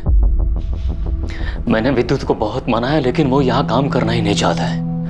अब पता नहीं कैसे गुजारा होगा हमारा। हाँ ठीक है, मैं हर महीने कुछ ना कुछ भिजवा दूंगा, लेकिन दोबारा यहाँ मत आना। हमका बहुत बहुत धन्यवाद शिखर सर। समझ में नहीं आता कि तुम्हारे जैसे बगैर रीढ़ की हड्डी वाले आदमी को देविका कैसे मिल गई।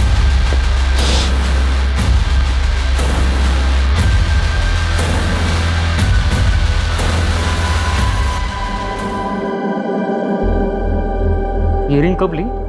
शिखर ने दी। प्रपोज किया है, शादी करना चाहता है। तुमने क्या कहा?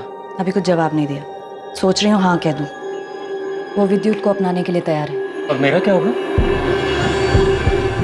पुरुषोत्तम, अपने बलबूते पर चलना सीख लो। मुझे जितना जलील करना है कर लो, पर मुझे छोड़ने की बात मत करना। छोड़ो मुझे पुरुषोत्तम, मैंने कहा छोड़ो। विद्युत की वजह से अभी तक सोच रही हूँ, अगर बात हमारी होती तो कब का डिसाइड कर चुकी हूँ। इस बाबू की धुलाई में कोई कसर नहीं छोड़ी, लेकिन वो अभी भी अपनी बेगुनाही की रट लगा रहा। सर, देविका का सामना अविनाश से भी हुआ था, लेकिन उसके खिलाफ भी कोई सबूत नहीं मिला है। बाबू अविनाश दोनों के कॉल रिकॉर्ड्स क्लीन है, और बाबू का कोई क्रिमिनल रिकॉर्ड भी नहीं, तो मतलब पक्का ये कोई पर्सनल मामला। पर्सनल मामलों की जानकारी कोई करीबी दे सकता है। साहब, मैं जाता हूँ।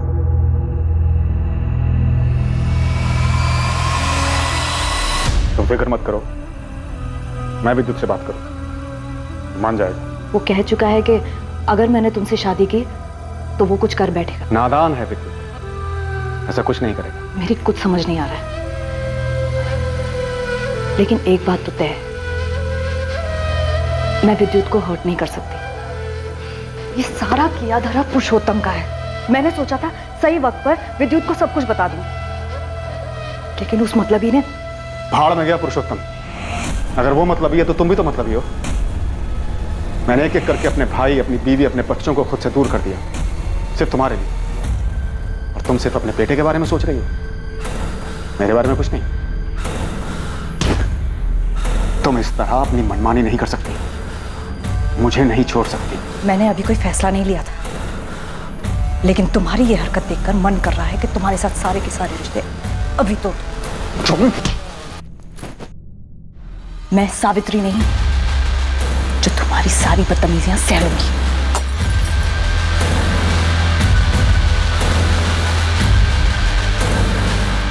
सर ये बाबू जिसे आपने पकड़ा है, क्या इसने मारा है मेरी मम्मी को?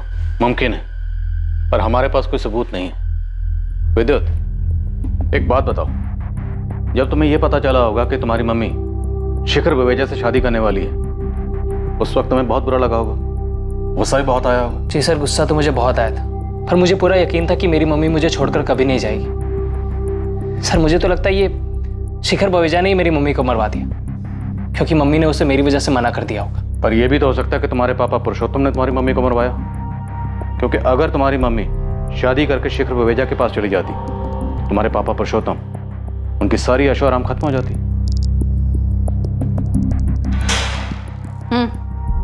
चल बाबू, तेरी छुट्टी। सच में मैडम, वो खूनी मिल गया आपको? हाँ मिल गया, तू जा। वैसे मैडम किसने किया खून? हेलो जी सर, ठीक है मैं अभी आता हूँ। लेकिन खून किया किसने? जी जी पापा भी यहीं हैं, उनको भी लेके आता हूँ। ये सब क्या है इंस्पेक्टर? आपने मेरा टाइम वेस्ट करने के लिए मुझे यहाँ पर? सर मेरी मम्मी को किसने मारा है?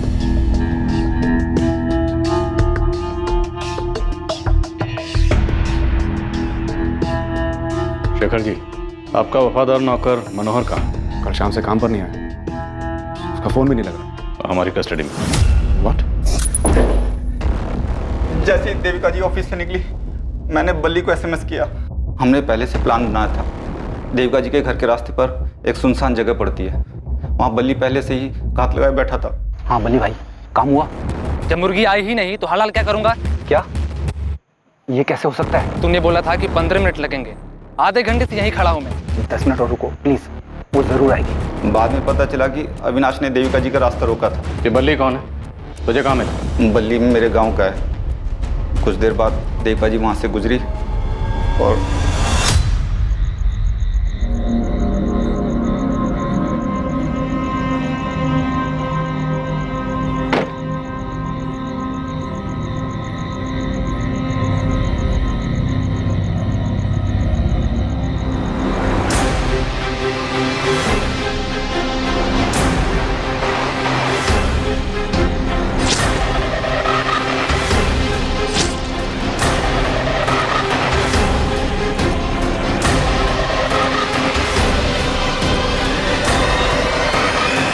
किसके कहने पर किया ये सब? मालकिन को उनका घर मिल जाए इसलिए कि हमने ये। सावित्री के कहने पर? नहीं साहब। तो किसके कहने पर? प्रगति, तुम्हें लगता था कि देविका के चले जाने से तुम्हारी माँ को उनका घर, उनका पति वापस मिल जाएगा, इसलिए सब किए? हाँ, और ऐसा हो भी जाता अगर आप लोग बीच में ना आते तो। आप लोगों से कोई शिकायत नहीं है मुझे। आप लोग तो अपनी ड्यूटी कर रहे थे, कोई मनमानी नहीं जैसे शिखर बावेजा ने की मुझ पे, मेरी माँ और मेरे भाई पे। जब मैंने अपने पसंद के लड़के से शादी करनी चाहिए तो उसने मुझसे सारे रिश्ते तोड़ दिए, लेकिन जब देविका से रिश्ता जोड़ना था तो मेरे भाई और मेरी माँ को घर से निकाल दिया। मुझसे बर्दाश्त नहीं। और तुमने मनोहर के जरिए देविका को मरवाने की सुपारी दी। और क्या करती मैं? जिंदगी भर अपनी माँ को रोते हुए उदास देखती। और तुमने मनमानी करने की सोची? चाहे जितना ही मना करूं, पर हूं तो शिखर बावेजा की बेटी ही ना, शायद मनमानी खून में दौड़ती है। शिखर बवेजा ने तुम्हारे साथ, तुम्हारे भाई के साथ, तुम्हारी माँ के साथ ज्यादती की, पर देविका का कत्ल करके तुम कातिल बन गई। अपनी तो जिंदगी बर्बाद की ही की, साथ में मनोहर की जिंदगी भी बर्बाद कर दी। एक बार मुझसे तो कहा होता, हम मिलके तुम्हारे माँ और भाई को संभाल ले। गलती मेरी है, मैंने ही इसकी बात नहीं मानी। हिम्मत करके मुझे शिखर को छोड़ देना चाहिए था। शायद अपने दुख के आगे मैं ये समझ ही नहीं पाई कि मेरे दुख का मेरे बच्चों पे क्या असर पड़ रहा है। मुझे माफ कर दे प्रगति।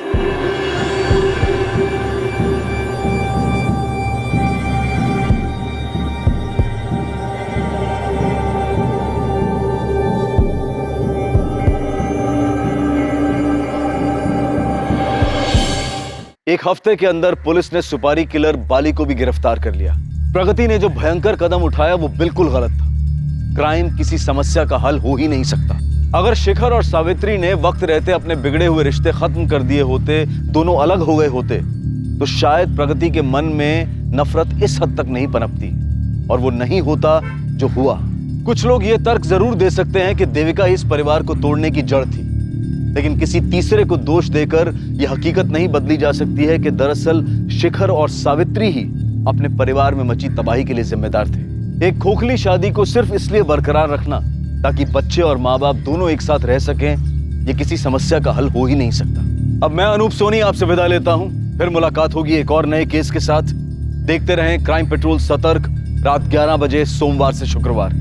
और याद रखें, क्राइम और आपके बीच में सिर्फ इतना फर्क है कि आप कितने सतर्क हैं। सतर्क रहें, सुरक्षित रहें। जय हिंद।